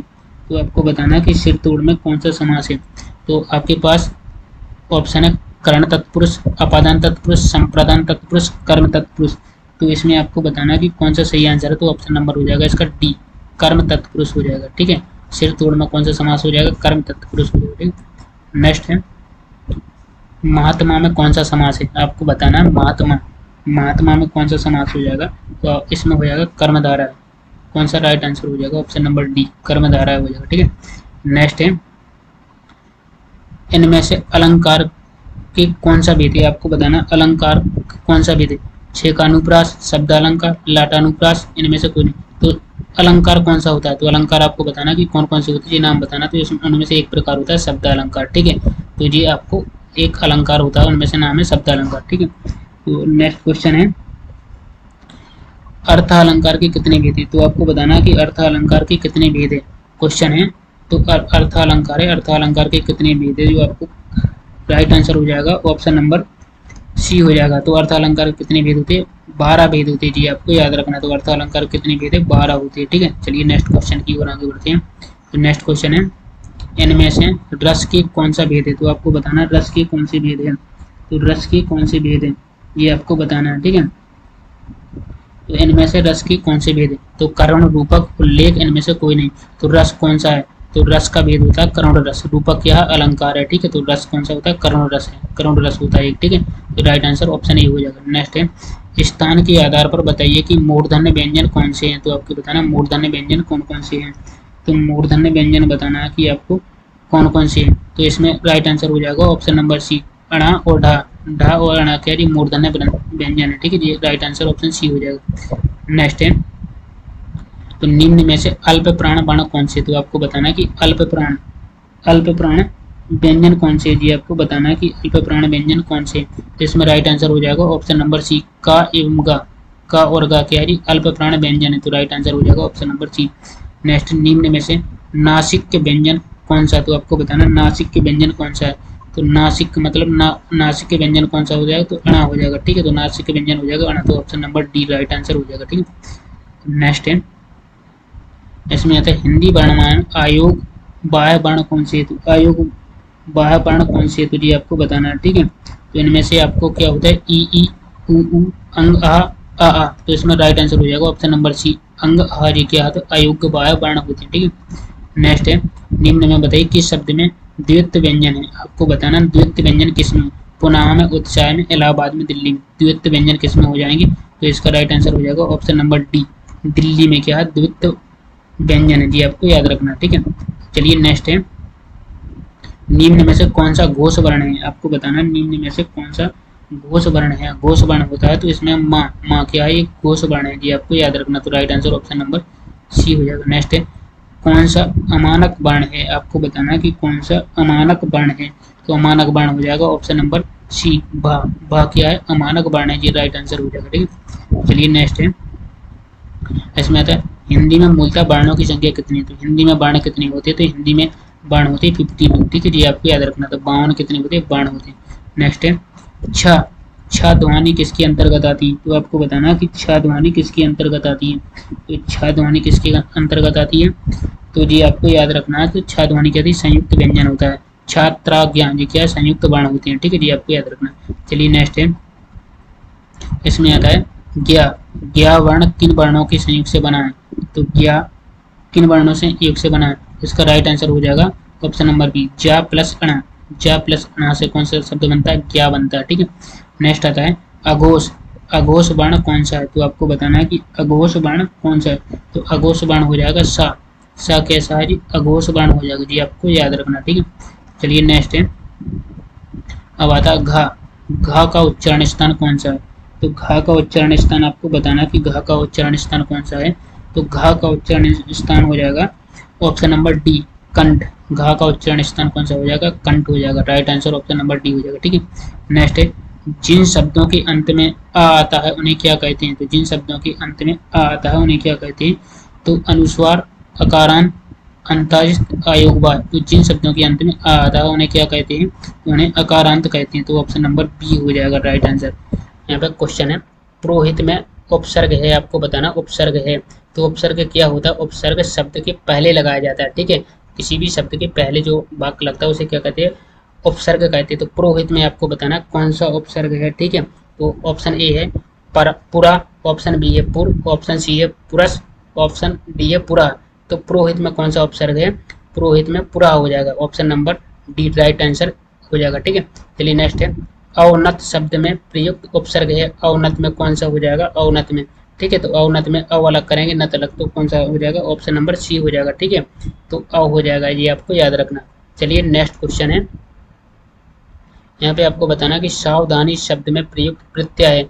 आपको बताना प्रत्यय क्या होता है, प्रत्यय शब्द के बाद में लगाया जाता है, ठीक है। जैसे सावधानी, सावधानी में क्या बड़ी ई आ रहा है, तो इसका प्रत्यय कौन सा हो जाएगा, ऑप्शन नंबर ए, बड़ी ई हो जाएगा। सावधानी में प्रयुक्त प्रत्यय कौन सा है, ई हो जाएगा, ठीक है जी, आपको याद रखना है। चलिए नेक्स्ट क्वेश्चन है, इनमें से कौन सा भाववाचक संज्ञा है। आपको बताना है भाववाचक संज्ञा है।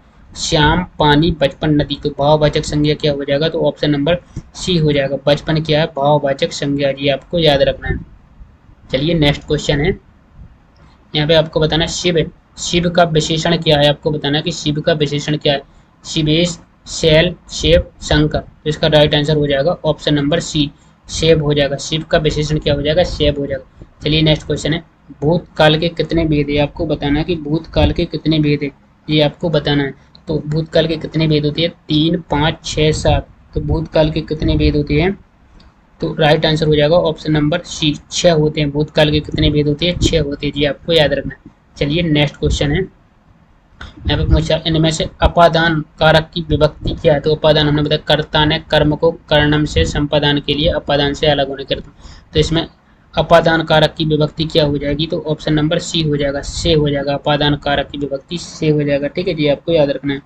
चलिए नेक्स्ट क्वेश्चन है, यहाँ पे यथार्थ। यथार्थ में कौन सी संधि है, आपको बताना कि यथार्थ में कौन सी संधि है। जब हमने आपको बताया था किसी संधि को विच्छेद करते हैं, ठीक है, यहाँ पे बड़ा आ या बड़ी ई आती है, तो वहाँ पे कौन सी संधि होती है, वहाँ पे दीर्घ संधि होती है, ठीक है। तो राइट आंसर हो जाएगा ऑप्शन नंबर ए, दीर्घ संधि हो जाएगी यथार्थ में। चलिए नेक्स्ट क्वेश्चन है, यहाँ पे तत्सम शब्द का चयन कीजिए। आपको बताना कि तत्सम शब्द कौन सा है। वर्षा, आंसू, हाथी, बारात। तो तत्सम शब्द कौन सा हो जाएगा, तो ऑप्शन नंबर ए हो जाएगा, ठीक है। वर्षा, वर्षा क्या एक तत्सम शब्द है, ठीक है। चलिए नेक्स्ट है, मातेक। मातेक में कौन सी संधि है, आपको बताना मातेक में कौन सी संधि हो जाएगी। हमने आपको बताया था जब भी किसी शब्द में 2 मात्राएं आती हैं तो वहाँ पर वृद्धि संधि होती है। तो इसका राइट आंसर क्या हो जाएगा, ऑप्शन नंबर बी हो जाएगा, तो वृद्धि संधि हो जाएगी। चलिए नेक्स्ट क्वेश्चन है, यहाँ पर हिंदी किस भाषा परिवार की भाषा है। आपको बताना है हिंदी किस भाषा परिवार की भाषा है। द्रविड़, चीनी, तिब्बती, बहुरूपीय या तो कौन सी हो जाएगी, तो ऑप्शन नंबर सी हो जाएगी, बहुरूपीय परिवार की भाषा है। ठीक है जी, आपको याद रखना। चलिए नेक्स्ट है, हिंदी भाषा का जन्म हुआ है, हिंदी भाषा का जन्म किससे हुआ है, लौकिक संस्कृत से हुआ है। ठीक है, वैदिक संस्कृत से, पाली प्राकृत से, अपभ्रंश से। तो हिंदी भाषा का जन्म हुआ किससे हुआ, अपभ्रंश भाषा से हुआ। तो right answer option number D हो जाएगा जी, आपको याद रखना है। चलिए नेक्स्ट है, शुद्ध वर्तनी का चयन करना है। कृपा, कृपा, कृपा किस तरह लिखती है, तो इसका राइट आंसर हो जाएगा ऑप्शन नंबर बी, कृपा इसी तरह लिखा जाता है। ठीक है जी, आपको याद रखना। चलिए नेक्स्ट है कि जाके पाँव ना फटे बिमाई सो क्या जाने पीर पराई का अर्थ क्या है। जाके पाँव ना फटे बिमाई सो जाने क्या पीर पराई का अर्थ है, जिसके ऊपर बीतती है वही जानता है, दूसरे के कष्ट को अनुभव करना, कठोर होना, दयालु होना। तो इसका राइट आंसर हो जाएगा ऑप्शन नंबर ए, कि जिसके ऊपर बीतती है वही जानता है जी, आपको याद रखना है। चलिए नेक्स्ट क्वेश्चन है, यहाँ पे पूछा कि जस दूल्हा तन बनी बारात का अर्थ क्या है। जस दूल्हा तन बनी बारात का अर्थ क्या है, सभी साथी एक ही जैसे, संगठन से ही कार्य सिद्ध होता है, बेढंगा होना, सुंदर वस्तु के साथ ही सुंदर वस्तु का मेल होना। तो इसका राइट आंसर हो जाएगा ऑप्शन नंबर ए, सभी साथी एक ही जैसे होना। तो right answer option number A हो जाएगा। नेक्स्ट है, बेइंसाफी में प्रयुक्त उपसर्ग है, आपको बताना कि बेइंसाफी में प्रयुक्त उपसर्ग कौन सा है। तो आपको बताना कि बेइंसाफी में ऑप्शन है इन, बे, बेइन, बेई। तो बेइंसाफी में प्रयुक्त उपसर्ग हमने बताया कि उपसर्ग पहले लगता है, तो बेइंसाफी में क्या है, बे अलग कर दो, इंसाफ अलग कर दो इंसाफी को। तो क्या आ जाएगा, राइट आंसर आ जाएगा ऑप्शन नंबर बी। तो राइट आंसर क्या हो जाएगा, बेइंसाफी में बे हो जाएगा। ठीक है जी, आपको याद रखना है।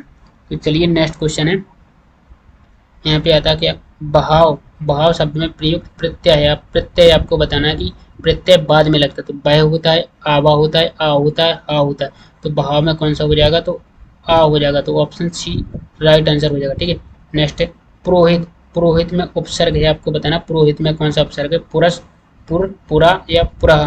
तो इसका राइट आंसर हो जाएगा ऑप्शन नंबर डी, पुरह हो जाएगा। पुरोहित में कौन सा उपसर्ग हो जाएगा, पुरह हो जाएगा। ठीक है जी, आपको याद रखना है। चलिए नेक्स्ट है, यहाँ पे क्वेश्चन है, किस शब्द में आवा प्रत्यय नहीं है। आवा प्रत्यय नहीं, प्रत्यय मतलब बाद में लगता है। तो दिखावा में आवा प्रत्यय है, बुलावा में आवा प्रत्यय है, चढ़ावा में भी आवा प्रत्यय है, लेकिन लावा में क्या है, आवा प्रत्यय नहीं। तो राइट आंसर हो जाएगा ऑप्शन नंबर सी। ठीक है जी, आपको याद रखना। चलिए नेक्स्ट, किस शब्द में उपसर्ग का प्रयोग हुआ है, आपको बताना कि उपसर्ग का प्रयोग हुआ है। लाभदायक, अपनापन, उपकार और पढ़ाई। तो उपसर्ग का प्रयोग हुआ, तो इसमें राइट आंसर क्या हो जाएगा जी, आपको बताना है। तो इसका राइट आंसर हो जाएगा ऑप्शन नंबर सी, उपकार में क्या है, उपसर्ग का प्रयोग हुआ जी, आपको याद रखना। चलिए नेक्स्ट क्वेश्चन है, यहाँ पे बताना निम्न में से किस शब्द में प्रत्यय का प्रयोग हुआ है, आपको बताना प्रत्यय का प्रयोग हुआ किस शब्द में। तो विकल में, धनिक में, पुलक में, अलक में। तो राइट आंसर हो जाएगा ऑप्शन नंबर बी, धनिक में क्या है, प्रत्यय का प्रयोग हुआ है जी, आपको याद रखना है। चलिए नेक्स्ट क्वेश्चन है, निम्न में से किस शब्द में प्रत्यय लगा हुआ है, आपको बताना प्रत्यय लगा हुआ है। जैसे सागर, जादूगर, नगर, इनमें से कोई नहीं। अब जैसे आप सागर में गर अलग करेंगे, सा अलग करेंगे तो कोई शब्द नहीं बनता है। जादूगर में जादू अलग करेंगे, गला अलग करेंगे तो एक शब्द बन जाएगा। ठीक है, नगर में गर अलग करेंगे, ना अलग करेंगे, कोई शब्द नहीं। ठीक है, तो इसमें क्या है, जादूगर इसका राइट आंसर हो जाएगा। चलिए नेक्स्ट क्वेश्चन है, यहाँ पे बताना किस शब्द में उपसर्ग का प्रयोग हुआ। उपसर्ग मतलब पहले लगता है, तो उपकार, पढ़ाई, अपनापन, लाभदायक। ठीक है, जो आपको राइट आंसर है वो आपको बताना, तो किस शब्द में उपसर्ग का प्रयोग हुआ है। ठीक है, तो उपकार, पढ़ाई, अपनापन, लाभदायक। तो राइट आंसर हो जाएगा ऑप्शन नंबर ए, उपकार। ठीक है, ये आपको याद रखना है। अब बताना निर्वाह में प्रयुक्त उपसर्ग है। निर्वाह में कौन सा उपसर्ग है, आपको बताना है, निहि या निरी या निर या निहि। तो राइट आंसर हो जाएगा ऑप्शन नंबर सी, निर हो जाएगा। निर्वाह में कौन सा उपसर्ग है, निर हो जाएगा जी, आपको याद रखना है। चलिए नेक्स्ट क्वेश्चन है, किस शब्द की रचना प्रत्यय से हुई है, आपको बताना किस शब्द की रचना प्रत्यय से हुई है। तो अभियोग, अपमान, व्यायाम, इनमें से कोई नहीं। तो इसका राइट आंसर क्या हो जाएगा, ऑप्शन नंबर डी हो जाएगा। ठीक है, इसका राइट आंसर हो जाएगा इनमें से कोई नहीं। किस शब्द की रचना प्रत्यय से हुई थी, इनमें से किसी शब्द की रचना क्या, रचना प्रत्यय से नहीं हुई। ठीक है, नेक्स्ट है चिरायु। चिरायु शब्द में प्रयुक्त उपसर्ग है। उपसर्ग मतलब पहले लगता है, यू, आयु, ची या चिर। तो जो आपको राइट आंसर है वो आपको बताना है, चिरायु शब्द में उपसर्ग कौन सा है। ठीक है, तो इसका राइट आंसर हो जाएगा ऑप्शन नंबर डी, चिर हो जाएगा। ठीक है, चिरायु में उपसर्ग होता है चिर। चलिए नेक्स्ट क्वेश्चन है, यहाँ पे किस शब्द में उपसर्ग नहीं है, आपको बताना उपसर्ग नहीं है। पराजय, ओढ़ना, अपवाद, प्रभाव। तो इसका राइट आंसर हो जाएगा ऑप्शन नंबर बी, ओढ़ना। ओढ़ना में क्या है, उपसर्ग नहीं है। ठीक है, चलिए हमने इनमें से कौन सा शब्द समूहवाचक प्रत्यय नहीं है। समूहवाचक जैसे लोग, लोगों का क्या समूह होता है। प्रेस कोई मतलब नहीं। वर्ग, वर्ग का एक समूह होता है, ठीक है। गण, गण से गणतंत्र, ठीक है। इस तरह क्या वर्ग, ठीक है। तो यहाँ क्या प्रेस, प्रेस क्या है, प्रेस समूहवाचक प्रत्यय नहीं है जी। Right answer option number B हो जाएगा। चलिए नेक्स्ट क्वेश्चन है, पवित्र में प्रयुक्त संधि का नाम बताना है आपको। पवित्र में कौन सी संधि जी आपको बताना है। पवित्र में कौन सी संधि है। गुण संधि, अयादि संधि, वृद्धि संधि, इनमें से कोई नहीं। पवित्र में कौन सी संधि हो जाएगी, तो इसका राइट आंसर हो जाएगा ऑप्शन नंबर बी, अयादि संधि हो जाएगी। पवित्र में कौन सी संधि होती है, अयादि संधि होती है जी, आपको याद रखना है। चलिए नेक्स्ट, निम्नलिखित में से तत्सम शब्द का चयन करना है। तत्सम शब्द कौन सा है, खेत, अजीब, उद्गम, कोड। तो तत्सम शब्द बताना। तत्सम शब्द राइट आंसर हो जाएगा ऑप्शन नंबर सी, उद्गम क्या है, उद्गम एक तत्सम शब्द है। पाठशाला किस प्रकार का शब्द है, आपको बताना है कि ये पाठशाला है। पाठशाला किस प्रकार का शब्द है, रूढ़ शब्द है, योग रूढ़ शब्द है, यौगिक शब्द है, ठीक है। या इनमें से कोई नहीं है। तो इसका राइट आंसर हो जाएगा ऑप्शन नंबर सी, यौगिक शब्द है। पाठशाला किस प्रकार का शब्द है, यौगिक शब्द है जी, आपको याद रखना है, ठीक है। चलिए नेक्स्ट है, यहाँ पे का वर्ण किसकी योग से बना है। आधा जा प्लस अणा, आधा का प्लस सा, आधा का प्लस रा, आधा का प्लस आ। का वर्ण किसकी योग से बना है, option number D right answer हो जाएगा। आधा का प्लस आ के योग से बना है, ठीक है जी, आपको याद रखना। चलिए नेक्स्ट क्वेश्चन है, यहाँ पे आता है, ऊष्म और संयुक्त किसके प्रकार है। ऊष्म और संयुक्त किसके प्रकार है। व्यंजन, स्वर, ए और बी दोनों, इनमें से कोई नहीं। तो राइट आंसर हो जाएगा ऑप्शन नंबर ए, व्यंजन के प्रकार है, ठीक है। ऊष्म और संयुक्त किसके प्रकार है, व्यंजन के प्रकार है, ठीक है जी, आपको याद रखना है। चलिए नेक्स्ट है, स्पर्श व्यंजन कितने प्रकार के होते हैं, आपको बताना है स्पर्श व्यंजन कितने प्रकार के होते हैं। तो स्पर्श व्यंजन 15, 20, 24, 25 कितने प्रकार के होते हैं, ये आपको याद रखना है। 25 प्रकार के होते हैं। स्पर्श व्यंजन कितने प्रकार के होते हैं, 25 प्रकार के होते हैं, ठीक है जी, आपको याद रखना है। चलिए नेक्स्ट है, यहाँ पे आता है सा कौन सा व्यंजन है, आपको बताना है कि सा कौन सा व्यंजन है। ऊष्म व्यंजन, संयुक्त व्यंजन, अंतःस्थ व्यंजन, स्पर्श व्यंजन। तो सा कौन सा व्यंजन हो जाएगा, सा हो जाएगा ऊष्म व्यंजन हो जाएगा, ठीक है। तो ऑप्शन ए राइट आंसर हो जाएगा। चलिए नेक्स्ट है, इनमें से किस शब्द में वर्ण संबंधी अशुद्धि है, आपको बताना वर्ण संबंधी अशुद्धि है। अनाधिकार, अनुकूल, अमरूद, स्थान। तो किस में हो जाएगी, ऑप्शन नंबर बी, बी में क्या है, वर्ण संबंधी अशुद्धि है। तो राइट आंसर हो जाएगा ऑप्शन नंबर बी। चलिए नेक्स्ट क्वेश्चन है, यहाँ पे पूछा है, इनमें से किस शब्द में लिंग प्रत्यय संबंधी अशुद्धियां हैं, आपको बताना लिंग प्रत्यय संबंधी अशुद्धियां हैं, ठीक है। तो राइट आंसर है वो आपको बताना है, गायिका, नारी, अनाथा, गोपी। जबकि गायिका सही इसी तरह लिखा जाता है, नारी, नारी इस तरह नहीं लिखती है, ठीक है। अनाथा भी इसी तरह लिखा जाता है, गोपी। तो राइट आंसर हो जाएगा ऑप्शन नंबर बी, नारी। नारी में क्या है, लिंग प्रत्यय संबंधी अशुद्धियां। तो राइट आंसर हो जाएगा ऑप्शन नंबर बी। चलिए नेक्स्ट क्वेश्चन है, इनमें से किस शब्द में हलंत संबंधी अशुद्धियां नहीं है, हलंत संबंधी नहीं है, ठीक है। जबकि भविष्यत क्या, भविष्यत इसी तरह लिखती है, ठीक है। श्रीमान भी, श्रीमान क्या इस तरह नहीं लिखते हैं, ठीक है। श्रीमान जी क्या भविष्यत में जी नहीं आता है, श्रीमान में यहाँ पे हलंत आता है, सत्यचित में भी यहाँ पे आता है। तो इसका राइट आंसर है अशुद्धियां नहीं। बुद्धिमान, बुद्धिमान क्या इसी तरह लिखा जाता है, राइट आंसर। तो इसमें क्या पूछा है, हलंत संबंधी अशुद्धियां नहीं है। बाकी इसमें अशुद्धि है, इसमें है और इसमें है, तो इसमें नहीं है। तो राइट आंसर क्या हो जाएगा, ऑप्शन नंबर डी, बुद्धिमान हो जाएगा, ठीक है। चलिए नेक्स्ट क्वेश्चन है, यहाँ पे आता है, चंद्र बिंदु संबंधी अशुद्धियां हैं, आपको बताना है चंद्र बिंदु संबंधी अशुद्धियां हैं। अंगना, पहुंच, दांत, चांद। तो राइट आंसर क्या हो जाएगा, ऑप्शन नंबर बी हो जाएगा। पहुंच में क्या है, चंद्र बिंदु संबंधी अशुद्धियां है। चलिए नेक्स्ट है, इनमें से योजक चिन्ह कौन सा है, आपको बताना है योजक चिन्ह। योजक चिन्ह वह होता है जो दो शब्दों के बीच में लगाया जाता है, जैसे माता पिता, भाई बहन, ठीक है, पति पत्नी। तो उसका सिंबल कैसा बनता है, तो इसका होता है, राइट आंसर हो जाएगा ऑप्शन नंबर बी। तो योजक चिन्ह किस तरह होता है, एक डैश की तरह होता है, ठीक है, इस तरह। चलिए नेक्स्ट क्वेश्चन है, इनमें से जातिवाचक संज्ञा से भाववाचक संज्ञा बनाया गया है। तो किसको बनाया गया है, जातिवाचक संज्ञा से भाववाचक संज्ञा बनाया गया है। बुढ़ापा, अपनापन, सजावट, कठोरता। तो जातिवाचक संज्ञा से भाववाचक संज्ञा बनाया गया, किसको, बुढ़ापा को बनाया गया। तो राइट आंसर ऑप्शन ए हो जाएगा, ठीक है। चलिए नेक्स्ट है, इनमें से कौन सी शब्द समूहवाचक संज्ञा है, आपको बताना है कि कौन सा शब्द जो समूहवाचक संज्ञा है। सभा, मिठास, सोना, या इनमें से कोई नहीं। तो सभा क्या है, सभा एक समूह होता है, ठीक है। तो ये क्या समूहवाचक संज्ञा है, ये याद रखना है आपको। चलिए नेक्स्ट क्वेश्चन है, इनमें से कौन से शब्द पुल्लिंग है, आपको बताना है। गिलास, अदालत, ए और बी दोनों, इनमें से कोई नहीं। तो पुल्लिंग बताना है, तो पुल्लिंग क्या है, गिलास हो जाएगा। तो ऑप्शन नंबर क्या है, ए राइट आंसर हो जाएगा। चलिए नेक्स्ट है, इनमें से कौन सा वाक्य अकर्मक क्रिया है, आपको बताना कि कौन सा वाक्य अकर्मक क्रिया है। तो अकर्मक क्रिया राम पत्र लिखता है, मैं बालक को जगबाता हूँ, गेहूं पिस रहा है, मदन गोपाल को हंसा रहा है। तो अकर्मक क्रिया बताना मतलब नेगेटिव हो, तो क्या है इसमें गेहूं पिस रहा है, तो गेहूं क्या हो रहा है, पिस रहा है, तो ये क्या अकर्मक क्रिया हो जाएगी। तो राइट आंसर हो जाएगा option number C. Next question है, निम्नलिखित मिश्र वाक्यों में से कौन सा विशेषण उपवाक्य है। तो विशेषण उपवाक्य बताना है, मैं चाहता हूं कि आप यहीं रहे। ऑप्शन बी, जब मैं स्टेशन पहुंचा तभी ट्रेन आई। ऑप्शन सी, मैं कहता हूं कि तुम भोपाल जाओ। ऑप्शन डी, लखनऊ जो उत्तर प्रदेश की राजधानी एक ऐतिहासिक नगर। उपवाक्य बताना, ये क्या है, देखो लखनऊ क्या है, लखनऊ एक उत्तर प्रदेश की राजधानी, राइट, और ये क्या एक ऐतिहासिक नगर है, तो इसमें उपवाक्य क्या आ जाएगा जी। तो राइट आंसर क्या हो जाएगा, ऑप्शन नंबर डी आ जाएगा। ठीक है जी, आपको याद रखना है। चलिए नेक्स्ट क्वेश्चन है कि उसने कहा कि मैं घर जाऊंगा, वाक्य है उसने कहा कि मैं घर जाऊंगा, इसमें वाक्य कौन सा है जी आपको बताना है। तो इसमें प्रश्नवाचक वाक्य, मिश्र वाक्य, सरल वाक्य या संयुक्त वाक्य, कौन सा वाक्य हो जाएगा, तो इसमें हो जाएगा मिश्र वाक्य हो जाएगा। कौन सा वाक्य हो जाएगा, मिश्र, उसने कहा कि मैं घर जाऊंगा, ठीक है, तो मिश्र वाक्य हो जाएगा, तो याद रखना है आपको। चलिए नेक्स्ट क्वेश्चन है, यहाँ पे पूछता है इनमें से कौन सा अल्प विराम चिन्ह है। अल्प विराम आपको बताना कि अल्प विराम चिन्ह कौन सा, अल्प विराम जैसे किसी शब्द के यहाँ पे लगाते हैं इस तरह, ठीक है, तो अल्प विराम शब्द कैसा हो जाएगा, तो इसका राइट आंसर हो जाएगा ऑप्शन नंबर ए। तो अल्प विराम इस तरह लगाते हैं, ठीक है।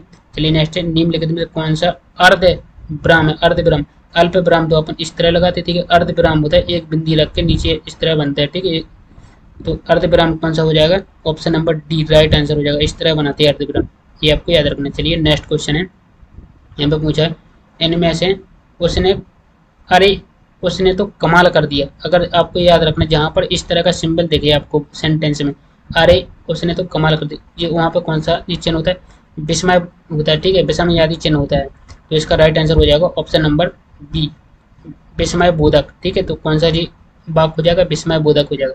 चलिए नेक्स्ट है, राम घर गया उसने माँ को देखा, संयुक्त वाक्य बनेगा। तो राम घर गया उसने माँ को देखा का संयुक्त वाक्य क्या बनेगा, जहां पर संयुक्त वाक्य बनाना हो बीच में इस तरह हो, तो वहां पे क्या लगती है, बीच में और लगा देते, ठीक है, तो इसमें देखते राम ने घर जाकर माँ को देखा, ये नहीं है, राम घर गया उसने माँ को देखा, ये भी नहीं है, राम घर गया और उसने माँ को देखा, ठीक है, यहाँ पे और आ गया, इनमें से कोई नहीं, तो राइट आंसर हो जाएगा ऑप्शन नंबर सी, जी आपको याद रखना है, ठीक है। चलिए नेक्स्ट क्वेश्चन की ओर, तो नेक्स्ट क्वेश्चन है,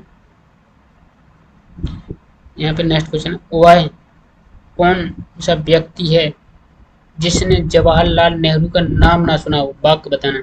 वह कौन सा व्यक्ति है जिसने जवाहरलाल नेहरू का नाम ना सुना हो, इसमें आपको बताना कौन सा वाक्य है, संयुक्त वाक्य, मिश्र वाक्य, सरल वाक्य, इनमें से कोई नहीं, तो इसमें कौन सा वाक्य हो जाएगा, मिश्र वाक्य, ठीक है जी, आपको याद रखना है कौन सा वाक्य हो जाएगा, मिश्र वाक्य, ये राइट आंसर ऑप्शन बी हो जाएगा। नेक्स्ट है, वाक्य के घटक हैं होते हैं, वाक्य के घटक होते हैं उद्देश्य और विधेयक, कर्ता और क्रिया, कर्म और क्रिया, कर्म और विशेषण।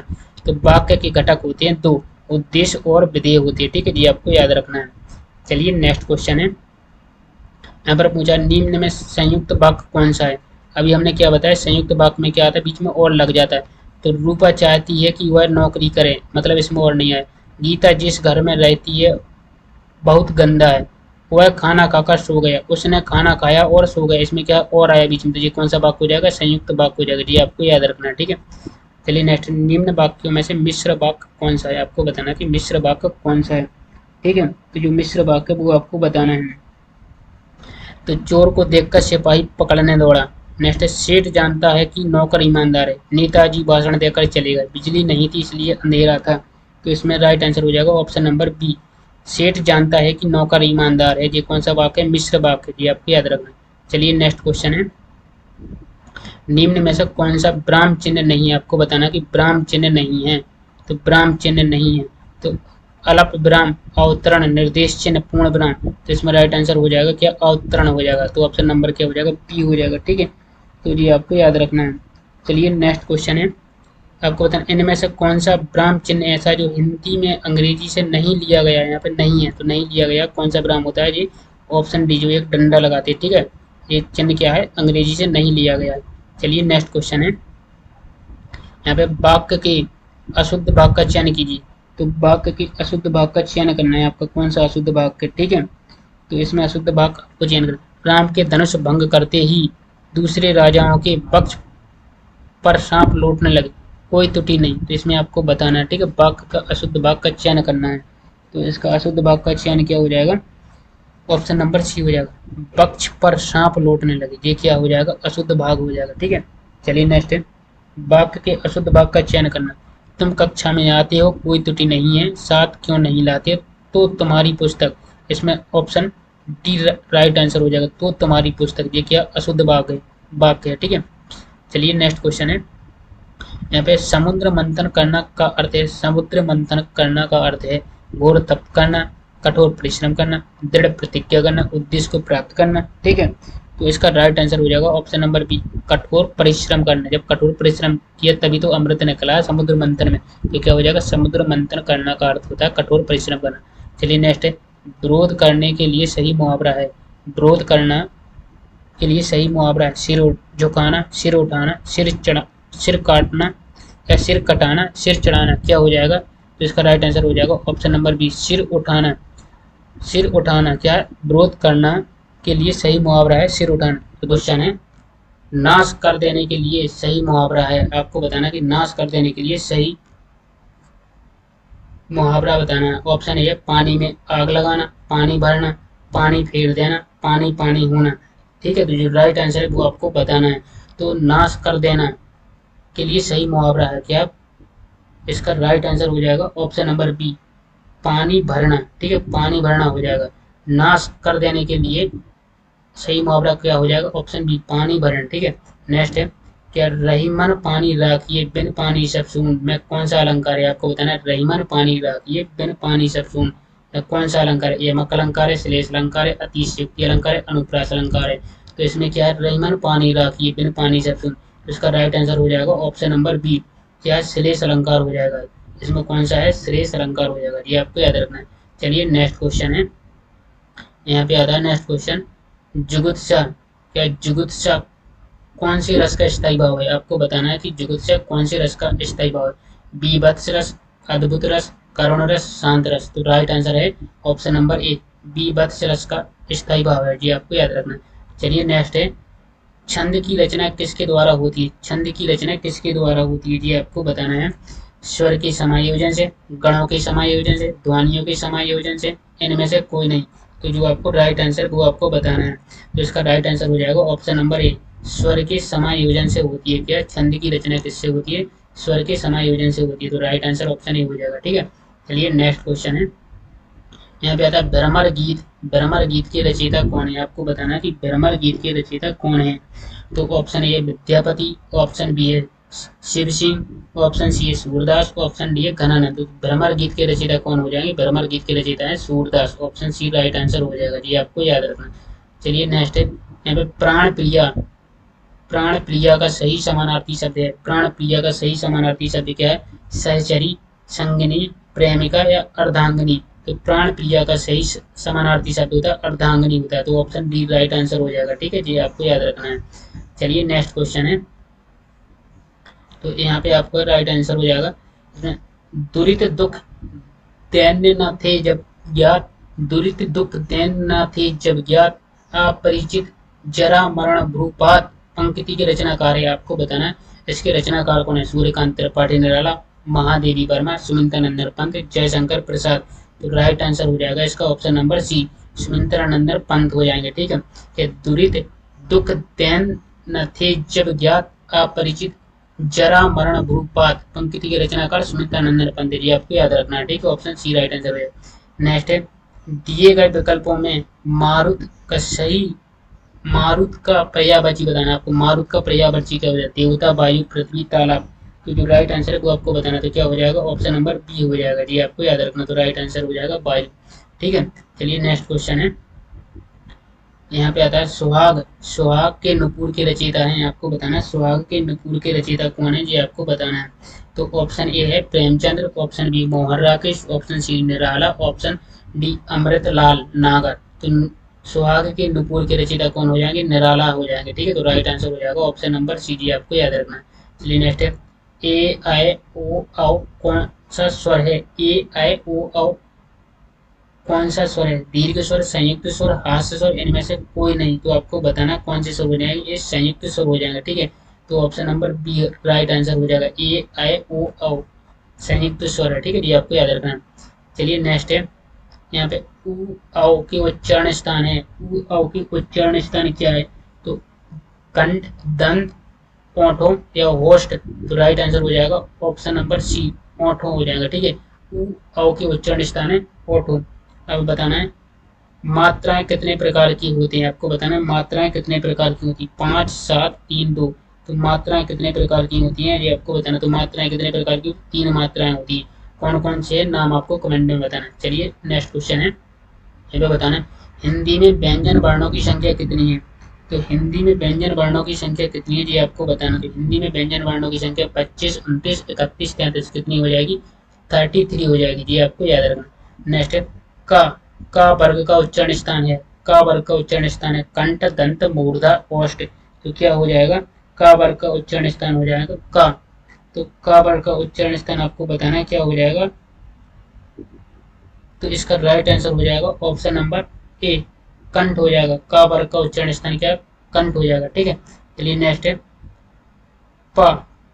पा वर्ग का उच्चारण स्थान बताना है आपको। पा वर्ग का उच्चारण स्थान क्या है? तो आपको बताना कि पा वर्ग का उच्चारण स्थान है। तो पा कहाँ से होता है? ओष्ठ से, मूर्धा से, दंत से, कंठ से। तो राइट आंसर हो जाएगा ऑप्शन नंबर ए, ओष्ठ हो जाएगा, ठीक है। राइट आंसर हो जाएगा ओष्ठ। चलिए नेक्स्ट क्वेश्चन है, तो यहाँ पे टा आपको बताना है कि टा वर्ग का उच्चारण स्थान क्या है। तो आपको बताना है टा। टा वर्ग का उच्चारण स्थान कौन सा है? तो इनमें से आपको 4 ऑप्शन दिए, जो राइट आंसर वो आपको बताना है, ठीक है। तो टावर का ऑप्शन ए है कंठ, ऑप्शन बी है दंत, ऑप्शन सी है मूर्धा, ऑप्शन डी है ओष्ठ। तो आपको बताना है इसका राइट आंसर क्या हो जाएगा। टा वर्ण का उच्चारण स्थान हो जाएगा मूर्धा हो जाएगा, ठीक है। ऑप्शन सी राइट आंसर हो जाएगा, ऑप्शन सी मूर्धा। नेक्स्ट है चा। चा वर्ग का उच्चारण स्थान क्या है? तो चा वर्ग का उच्चारण स्थान क्या है ये आपको बताना है। चा वर्ग का तो ओष्ठ, तालु, कंठ, इनमें से कोई नहीं। तो चा वर्ग का उच्चारण स्थान हो जाएगा तालु हो जाएगा, ठीक है। तो option number B right answer हो जाएगा। चलिए नेक्स्ट क्वेश्चन है, यहाँ पे अंतःस्थ व्यंजन कितने प्रकार के होते हैं आपको बताना। अंतःस्थ व्यंजन कितने प्रकार के होते हैं? 7 4 5 8। तो अंतःस्थ व्यंजन कितने प्रकार के होते हैं? तो अंतःस्थ व्यंजन आपको बताना कितने प्रकार के। तो राइट आंसर हो जाएगा ऑप्शन नंबर बी, 4 प्रकार के होते हैं, ठीक है। चलिए नेक्स्ट क्वेश्चन, इनमें से कौन सा शब्द संज्ञा से बना हुआ विशेषण है? संज्ञा से बना हुआ विशेषण है कृपा, जाति, कुलीन, नमक। तो राइट आंसर जो होगा वो आपको बताना। तो इसका राइट आंसर हो जाएगा ऑप्शन नंबर सी, कुलीन हो जाएगा, ठीक है जी, आपको याद रखना है। चलिए नेक्स्ट क्वेश्चन है, यहाँ पे आता है इनमें से कौन सा शब्द संज्ञा से बना हुआ विशेषण नहीं है? ठीक है, यहाँ पे बताना कि जो विशेषण नहीं है, नियमित, अपमान, वार्षिक, अपमानित। ठीक है, तो इसका राइट आंसर हो जाएगा ऑप्शन नंबर बी, अपमान हो जाएगा, ठीक है। तो संज्ञा से बना हुआ विशेषण नहीं है, अपमान, ठीक है। चलिए नेक्स्ट क्वेश्चन, इनमें से कौन सा शब्द सर्वनाम से बना हुआ विशेषण है? सर्वनाम से बना हुआ क्या विशेषण है? तो वो है तेरा कोई में। तो राइट आंसर हो जाएगा ऑप्शन नंबर बी, तेरा हो जाएगा। तेरा क्या इनमें से कौन सा शब्द सर्वनाम से बना हुआ विशेषण है? तो ऑप्शन नंबर बी, तेरा हो जाएगा, ठीक है। चलिए नेक्स्ट क्वेश्चन है, यहाँ पे इनमें से कौन सा शब्द क्रिया से बना हुआ विशेषण नहीं है? क्रिया से बना हुआ विशेषण नहीं है। कमाऊ, पठित, समझना, चालू। ठीक है, तो जो राइट आंसर है वो आपको बताना है। तो इसका राइट आंसर हो जाएगा ऑप्शन नंबर सी, क्या हो जाएगा? समझना हो जाएगा। समझना क्या है? क्रिया से बना हुआ विशेषण नहीं है, बाकी सभी क्या विशेषण है। तो राइट आंसर ऑप्शन सी हो जाएगा। नेक्स्ट है, इनमें से कौन सा शब्द पुल्लिंग से बना हुआ स्त्रीलिंग है? पुल्लिंग से बना हुआ क्या स्त्रीलिंग है, ये आपको बताना है। तो इसमें क्या हो जाएगा? बड़ा, ऐसा, काली। तो राइट आंसर हो जाएगा ऑप्शन नंबर सी, काली क्या पुल्लिंग से बना हुआ स्त्रीलिंग है, ठीक है, ये आपको याद रखना। चलिए नेक्स्ट क्वेश्चन है, बताना कौन सा शब्द गुणवाचक विशेषण है? 10 हाथी, लाल फूल, 5 लड़के, इनमें से कोई नहीं। तो इसका राइट आंसर हो जाएगा ऑप्शन नंबर बी, लाल फूल। लाल फूल क्या है? गुणवाचक विशेषण, ठीक है। चलिए नेक्स्ट क्वेश्चन, संख्यावाचक विशेषण कितने प्रकार की होती है? तो संख्यावाचक विशेषण कितने प्रकार की होती है ये आपको बताना है। तो कितने प्रकार की होती है? 2 3 5 8। तो संख्या वाचक विशेषण कितने प्रकार की होती है? ये 3 प्रकार की होती है, ठीक है। तो राइट आंसर क्या हो जाएगा? ऑप्शन नंबर बी हो जाएगा, ठीक है। चलिए नेक्स्ट क्वेश्चन है, अब यहाँ पे बताना प्रयोग की दृष्टि से विशेषण कितने प्रकार की होती है? प्रयोग की दृष्टि से विशेषण कितने प्रकार की होती है? 2 4 10 8। तो राइट आंसर हो जाएगा ऑप्शन नंबर एक दो प्रकार के होते हैं, प्रयोगिकी दृष्टि से विशेषण दो प्रकार के होते हैं, ठीक है। नेक्स्ट है दांत, दांत का उच्चारण स्थान है, आपको बताना कि दांत का उच्चारण स्थान क्या है। तो दांत का उच्चारण स्थान हो जाएगा क्या, नाक, option number C right answer हो जाएगा, ठीक है। चलिए नेक्स्ट है हिंदी में कितने वर्ण हैं, आपको बताना है हिंदी में कुल कितने वर्ण होते हैं, ये आपको बताना है हिंदी में कुल कितने वर्ण होते हैं। 49, 52, 55, 59। तो राइट आंसर हो जाएगा ऑप्शन नंबर बी 52 होते हैं, ठीक है। हिंदी में कितने वर्ण होते हैं, 52 होते हैं, ठीक है। नेक्स्ट है वा, वा का उच्चारण स्थान क्या है, तो आपको बताना है वा का उच्चारण स्थान क्या है। तो वा का उच्चारण स्थान क्या हो जाएगा, मूर्धा, कंठ, तालु, दंत। जो राइट आंसर है वो आपको बताना है। तो यहाँ पे बताना है कि वा का उच्चारण स्थान क्या है, मूर्धा, कंठ, तालु, दंतोष्ठ। तो option number D right answer हो जाएगा, दंतोष्ठ हो जाएगा, ठीक है जी, राइट आंसर हो जाएगा ऑप्शन नंबर डी। नेक्स्ट है निम्न में से कंठ ध्वनि कौन सी है, आपको बताना कंठ ध्वनि, दा, धा, ड़ा, णा, गा, घा, बा, बा। तो इसका राइट आंसर हो जाएगा ऑप्शन नंबर सी, गा एंड घा क्या है, कंठ ध्वनि है जी, आपको याद रखना। दोस्त क्वेश्चन से महेंद्र का संधि विच्छेद क्या है, आपको बताना महेंद्र का संधि विच्छेद क्या है। तो हमने आपको बताया है कि महेंद्र का संधि विच्छेद क्या है, ठीक है। तो इसमें ऑप्शन है महा प्लस इंद्र, महे प्लस इंद्र, महो प्लस इंद्र और इनमें से कोई नहीं, ठीक है। तो आपको जो राइट आंसर है वो आपको कमेंट में बताना है, ठीक है, कौन सा राइट आंसर है। तो चलिए हमें इसका राइट आंसर हो जाएगा ऑप्शन नंबर ए हो जाएगा, महा प्लस इंद्र होता है, ठीक है। महेंद्र का संधि विच्छेद क्या होता है, महा प्लस इंद्र होता है। अब आपको बताना महेंद्र में कौन सी संधि आती है। तो हमने आपको बताया कि जब भी कोई एक मात्रा होती है शब्द में तो वहां पर कौन सी संधि होती है, गुण संधि होती है, ठीक है। तो ये आपको याद रखना। नेक्स्ट आता है ता, ता ध्वनि का सही उच्चारण स्थान क्या है, तो आपको बताना ता ध्वनि का सही उच्चारण क्या है। तो इसका होता है कंठ या दंत या मूर्धा या तालु। तो इसका राइट आंसर हो जाएगा ऑप्शन नंबर बी, दंत होता है, ठीक है। ता वर्ण का उच्चारण स्थान क्या होता है, दंत होता है, ठीक है। ये आपको याद रखना। चलिए नेक्स्ट क्वेश्चन की ओर आगे बढ़ते हैं। तो यहाँ पे नेक्स्ट क्वेश्चन है का, का वर्ण किसके युग से बना है, आपको बताना है कि का वर्ण है जी किसके युग से बना है। तो का वर्ण आपको बताना है किसके युग से बना है। आधो का प्लस सा, आधा का प्लस आ, आधा का प्लस रा, आधा जा प्लस अणा। तो का वर्ण किसके युग से बना है, आधा का प्लस आ के युग से बना। तो ऑप्शन बी राइट हो जाएगा, ठीक है। तो का किसके युग से बना है, किन वर्णों के युग से बना है, आधा का प्लस आ के युग से बना है, ठीक है।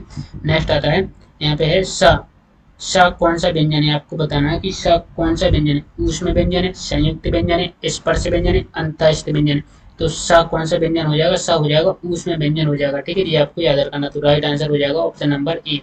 चलिए नेक्स्ट क्वेश्चन है, यहाँ पे आता है नेक्स्ट क्वेश्चन है इनमें से किस शब्द में वर्ण संबंधी अशुद्धि नहीं है, आपको बताना कि वर्ण संबंधी अशुद्धि नहीं है, ठीक है। तो इसमें ऑप्शन है आगामी, उज्ज्वल, अध्ययन, अधीन। तो किसमें नहीं है वर्ण संबंधी, तो ठीक है। तो इसमें आपको बताना है कि वर्ण संबंधी अशुद्धि नहीं है, बाकी सभी में है।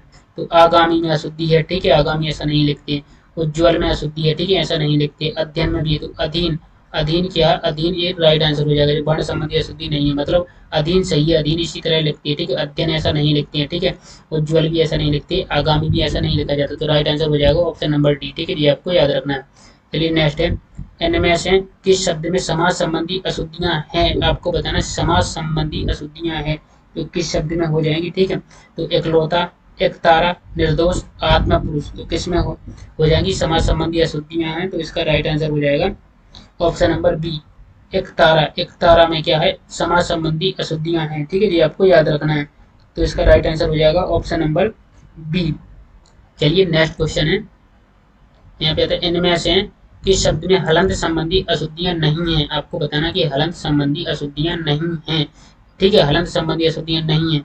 तो भविष्य में तो हलन संबंधी अशुद्धियां हैं, तो मतलब ए ऑप्शन नहीं हो जाएगा, ठीक है। श्रीमान में भी हलन संबंधी अशुद्धियां, ठीक है, इसमें क्योंकि श्रीमान इसमें हलंत आता है, ठीक है। बुद्धिमान, तो बुद्धिमान ऐसा नहीं लिखते। सतचित में, सतचित में भी हलंत आता है, इसमें क्या अशुद्ध संबंधी अशुद्धियां नहीं है। तो बुद्धिमान सही है, क्या बुद्धिमान में हलंत संबंधी अशुद्धियां नहीं। तो राइट आंसर हो जाएगा ऑप्शन नंबर सी।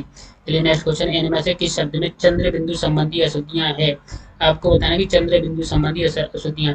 चांद, चांद तो सही है, इसी तरह चांद, ठीक है, लिखते हैं, ठीक है। नेक्स्ट है पहुंच, पहुंच इस तरह नहीं लिखते हैं। दांत, दांत भी इसी तरह लिखा जाता है, ठीक है। अंगना भी इसी तरह लिखा जाता है। तो अशुद्धियां पूछा तो अशुद्धियां हो जाएगा ऑप्शन नंबर बी, पहुंच इस तरह नहीं लिखते हैं। पहुंच में क्या चांद बिंदी लगाते हैं, ठीक है। चलिए नेक्स्ट है, यहाँ पे आता है क्वेश्चन है इनमें से योजक चिन्ह कौन सा है, आपको बताना है योजक चिन्ह। योजक चिन्ह वो होता है जैसे दो शब्दों के बीच में लगाते हैं, माता पिता, भाई बहन, पति पत्नी, इनके बीच में जो सब चिन्ह लगता है उसे योजक चिन्ह कहते हैं। तो वहाँ पर कौन सा चिन्ह लगता है, इस तरह का चिन्ह लगता है एक डैश की तरह, तो इसे क्या कहते हैं, योजक चिन्ह कहते हैं। तो right answer option number C हो जाएगा। ठीक है, नेक्स्ट आता है संज्ञा के कितने भेद है, आपको बताना कि संज्ञा के कितने भेद हैं। तो जो राइट आंसर है वो आपको बताना कि संज्ञा के कितने भेद है।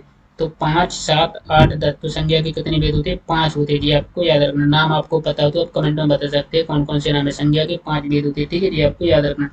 चलिए नेक्स्ट क्वेश्चन है, यहाँ पे आता है भाववाचक संज्ञा कौन सा है।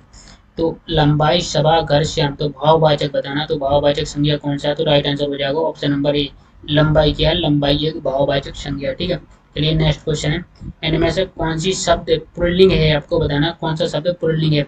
अदालत, गिलास, ए और बी दोनों, इनमें से कोई नहीं। तो पुल्लिंग बताना, तो पुल्लिंग हो जाएगा ऑप्शन नंबर बी, गिलास। क्या है, गिलास है, पुल्लिंग है। ठीक है, आपको याद रखना है। चलिए नेक्स्ट क्वेश्चन है, यहाँ पता है कौन सा शब्द कर्म कारक है, आपको बताना कि कौन सा शब्द कर्म कारक है। ठीक है, जो राइट आंसर है वो आपको बताना कौन सा शब्द कर्म कारक। लड़का पेड़ से गिरा, हरि मोहन को रुपए देता है, पेड़ से फल गिरा, मैंने हरि को बुलाया। तो इसमें कर्म कारक मतलब कर्म किया, मैंने हरि को बुलाया मतलब मैंने, मेरे द्वारा क्या कर्म किया गया। तो ये क्या हो जाएगा, ऑप्शन नंबर डी हो जाएगा राइट आंसर। तो मैंने हरि को बुलाया। ठीक है, तो राइट आंसर हो जाएगा ऑप्शन नंबर डी। चलिए नेक्स्ट क्वेश्चन है, यहाँ पे बताना शब्द समूहवाचक संज्ञा।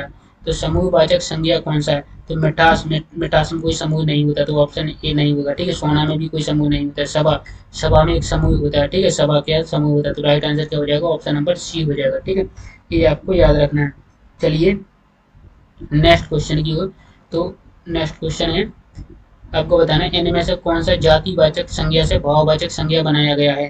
तो जातिवाचक संज्ञा से भाववाचक संज्ञा बनाया गया है। ठीक है, तो आपको बताना है, तो इसमें आपको बताना है जातिवाचक संज्ञा से भाववाचक संज्ञा बनाया गया। तो ऑप्शन ए कठोरता, ऑप्शन बी अपनापन, ऑप्शन सी है सजावट, ऑप्शन डी है बुढ़ापा। तो आपको राइट आंसर है जो आपको बताना है कि भाववाचक संज्ञा से कौन बनाया गया है। ठीक है, तो इसका राइट आंसर हो जाएगा ऑप्शन नंबर डी, बुढ़ापा। बुढ़ापा को क्या है, जातिवाचक संज्ञा से भाववाचक संज्ञा बनाया गया है। ठीक है जी, आपको याद रखना है।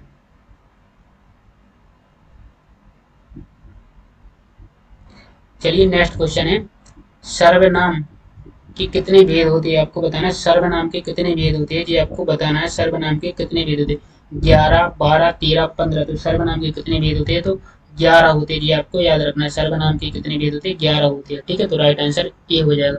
चलिए नेक्स्ट क्वेश्चन है, नहीं पता, श्याम सोता है या कौन सी क्रिया है, आपको बताना है श्याम सोता है या कौन सी क्रिया है। तो जो राइट आंसर है वो आपको बताना है सकर्मक क्रिया, अकर्मक क्रिया, या ए और बी दोनों, इनमें से कोई नहीं। तो श्याम सोता है मतलब नेगेटिव की ओर, मतलब सो रहा है, तो क्या हो जाएगी, अकर्मक क्रिया हो जाएगी। ठीक है, तो ऑप्शन बी राइट आंसर हो जाएगा, ये आपको याद रखना।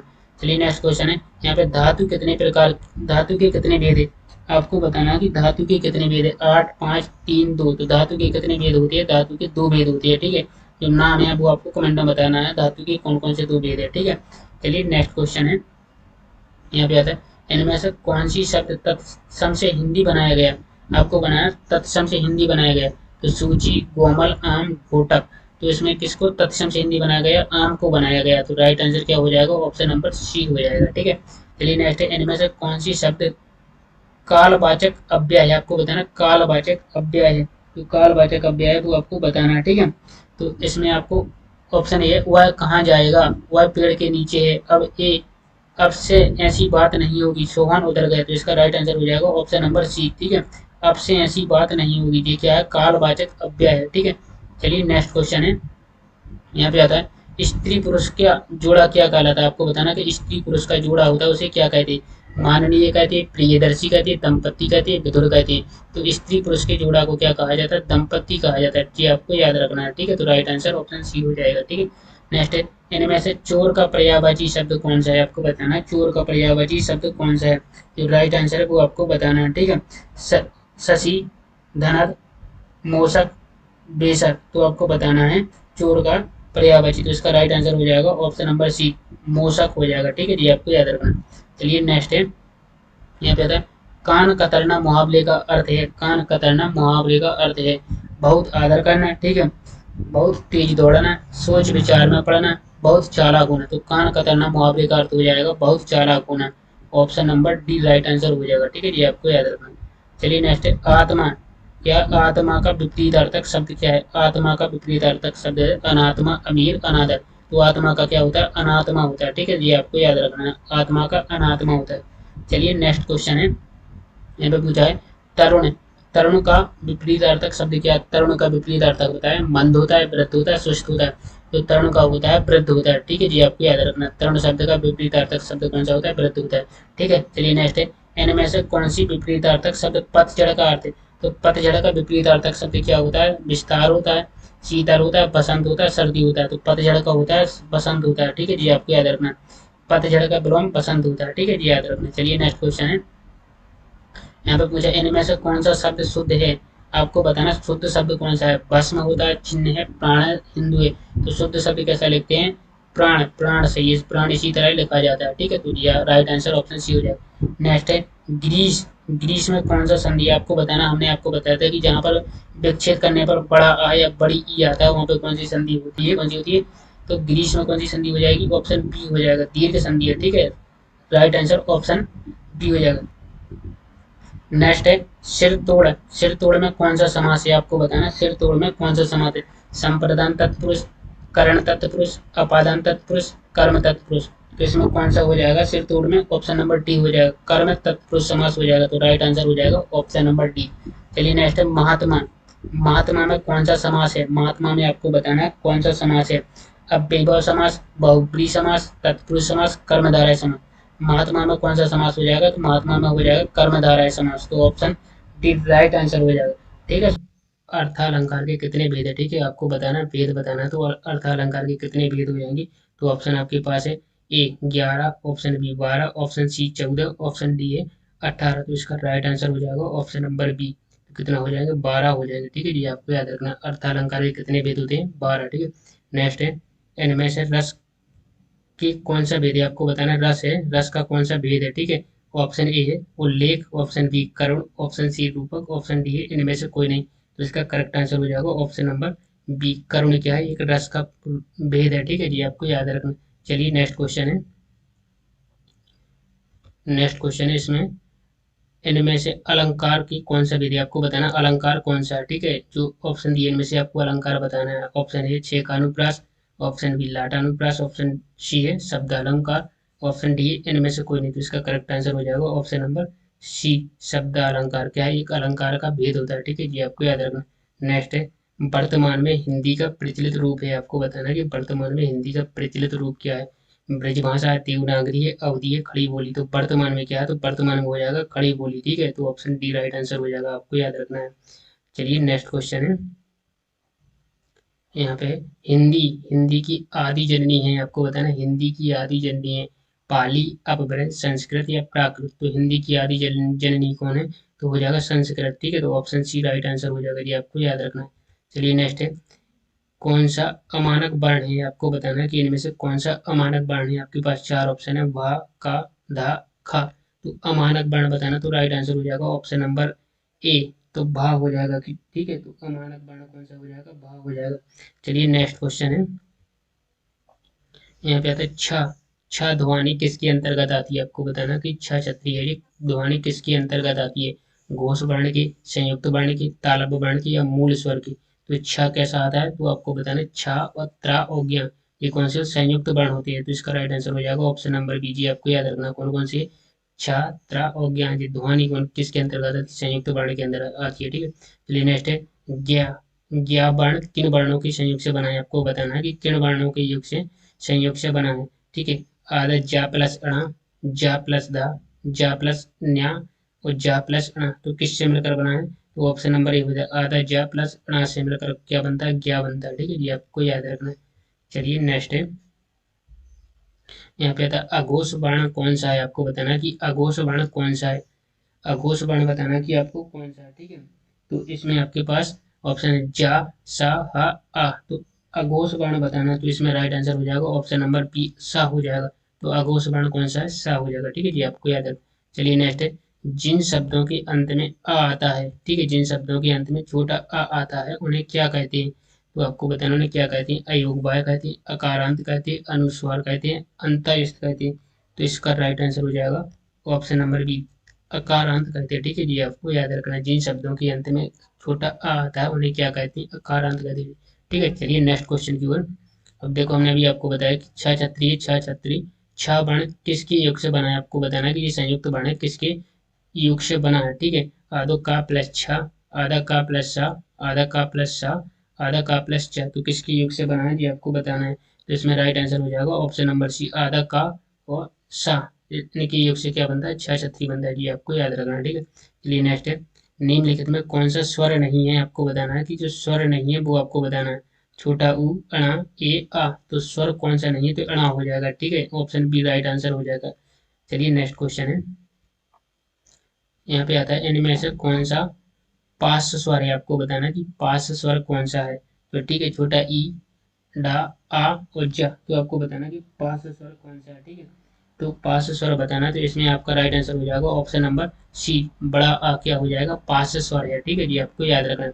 चलिए नेक्स्ट क्वेश्चन है, निम्नलिखित में कौन सा संयुक्त व्यंजन नहीं है, आपको बताना कि संयुक्त व्यंजन नहीं है। अभी हमने आपको स्टार्टिंग में बताया था संयुक्त व्यंजन कौन कौन से होते हैं, छात्राज्ञा होती है। तो इसमें पूछा कि संयुक्त व्यंजन नहीं है तो नहीं बताना, तो हमने क्या बताया, छात्राज्ञा ये क्या है, संयुक्त व्यंजन है, जबकि सा क्या है, ये संयुक्त व्यंजन नहीं है। तो राइट आंसर हो जाएगा ऑप्शन नंबर ए हो जाएगा। ठीक है, चलिए नेक्स्ट क्वेश्चन है, यहाँ पे आता है या, रा, ला, वा किस वर्ग के व्यंजन है, आपको बताना है या, रा, ला, वा किस वर्ग के व्यंजन है। ठीक है जी, आपको बताना है।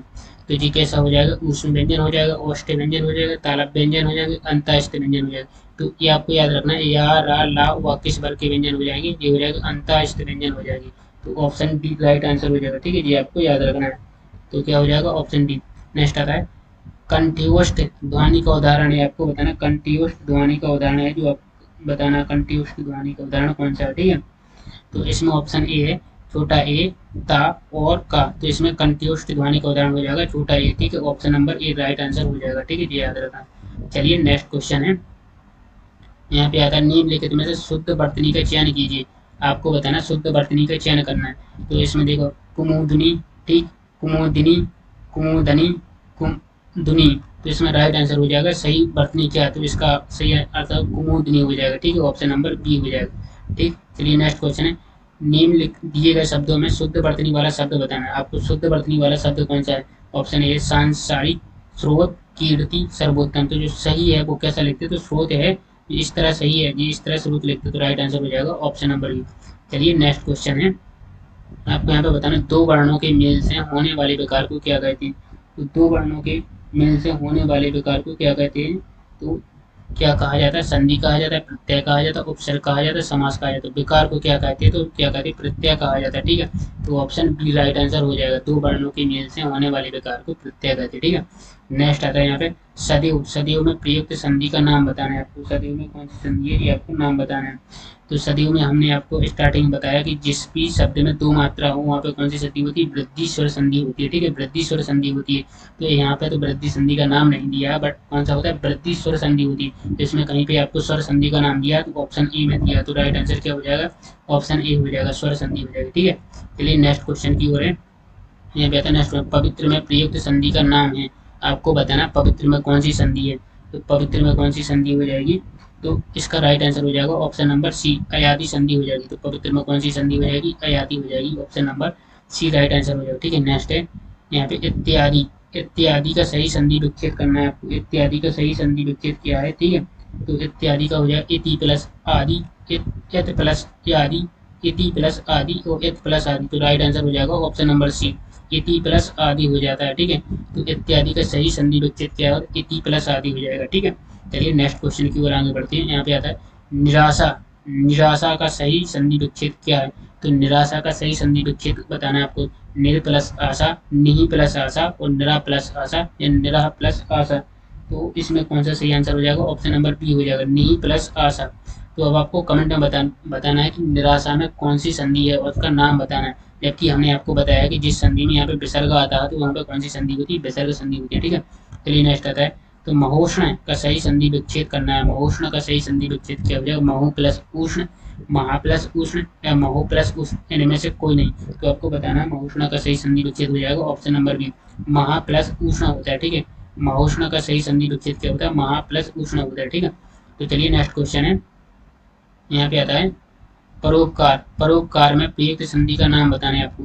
तो परोपकार में कौन सी संधि है, ये आपको नाम बताना। ठीक है, तो इनमें आपके पास ऑप्शन है विसर्ग संधि, यण संधि, वृद्धि संधि, गुण संधि। तो परोपकार में कौन सी संधि हो जाएगी, तो इसका राइट आंसर हो जाएगा ऑप्शन नंबर डी, गुण संधि हो जाएगी। ठीक है, परोपकार। जबकि हमने आपको बताया कि जिसमें भी एक मात्रा चढ़ी हुई जिस शब्द में वहाँ पे संधि कौन सी होती है, गुण संधि होती है। ठीक है जी, आपको याद रखना है। ठीक है, चलिए नेक्स्ट है अशोदा। अशोदा में प्रयुक्त संधि का नाम बताना। तो यशोदा में कौन सी संधि हो जाएगी, ठीक है, तो यशोदा में हो जाएगी ऑप्शन ए विसर्ग संधि, ऑप्शन बी है स्वर संधि, व्यंजन संधि, इनमें से कोई नहीं। तो यशोदा में कौन सी संधि हो जाएगी, यशोदा में हो जाएगी विसर्ग संधि हो जाएगी। ठीक है, तो option number A right answer हो जाएगा, तो आपको याद रखना है। चलिए नेक्स्ट क्वेश्चन की ओर है। नेक्स्ट क्वेश्चन है स्वागतम। क्या स्वागतम में प्रयुक्त संधि का नाम बताना है। तो स्वागतम में कौन सी संधि है, ये आपको नाम बताना है। तो स्वागतम में हो जाएगी गुण संधि, ठीक है, वृद्धि संधि, दीर्घ संधि, यण संधि। तो स्वागतम में कौन सी संधि हो जाएगी, स्वागतम में होती यण संधि। तो राइट आंसर हो जाएगा ऑप्शन नंबर डी, तो ये आपको याद रखना। चलिए नेक्स्ट है उत प्लस हार। उत प्लस हार के योग से कौन सा शब्द बनता है, उतार, आहार, उद्धार, उदार। तो उत प्लस हार के शब्द से कौन बनता है, उद्धार बनता है। तो option number C right answer हो जाएगा। ठीक है, उत प्लस हार के योग से कौन सा शब्द बनता है, उद्धार। तो आपको बताना कि उद्धार में कौन सी संधि है, नाम आपको कमेंट में बताना। चलिए नेक्स्ट क्वेश्चन है, यहाँ पे आता है अनवय। अनवय का सही संधि विच्छेद है। अनवय का सही संधि विच्छेद क्या है, अनु प्लस आय, अनु प्लस आय, अनु प्लस आय, अनु प्लस आय। तो इसका आपको राइट आंसर बताना है कि क्या हो जाएगा। ठीक है, तो इसमें राइट आंसर हो जाएगा ऑप्शन नंबर सी, अनु प्लस आय। तो अनवय में का सही संधि विच्छेद क्या हो जाएगा, अनु प्लस आय होता। ठीक है, चलिए नेक्स्ट है निम्नांकित में से कौन सा शब्द कृदंत का प्रत्यय से बना, कृदंत का प्रत्यय से बना है, बिकाऊ, रंगीला, कृपालु, दुधारू। तो कृदंत प्रत्यय से बना है, कृदंत प्रत्यय से कौन बना है, बिकाऊ बना। तो राइट आंसर हो जाएगा ऑप्शन नंबर ए, ये आपको याद रखना।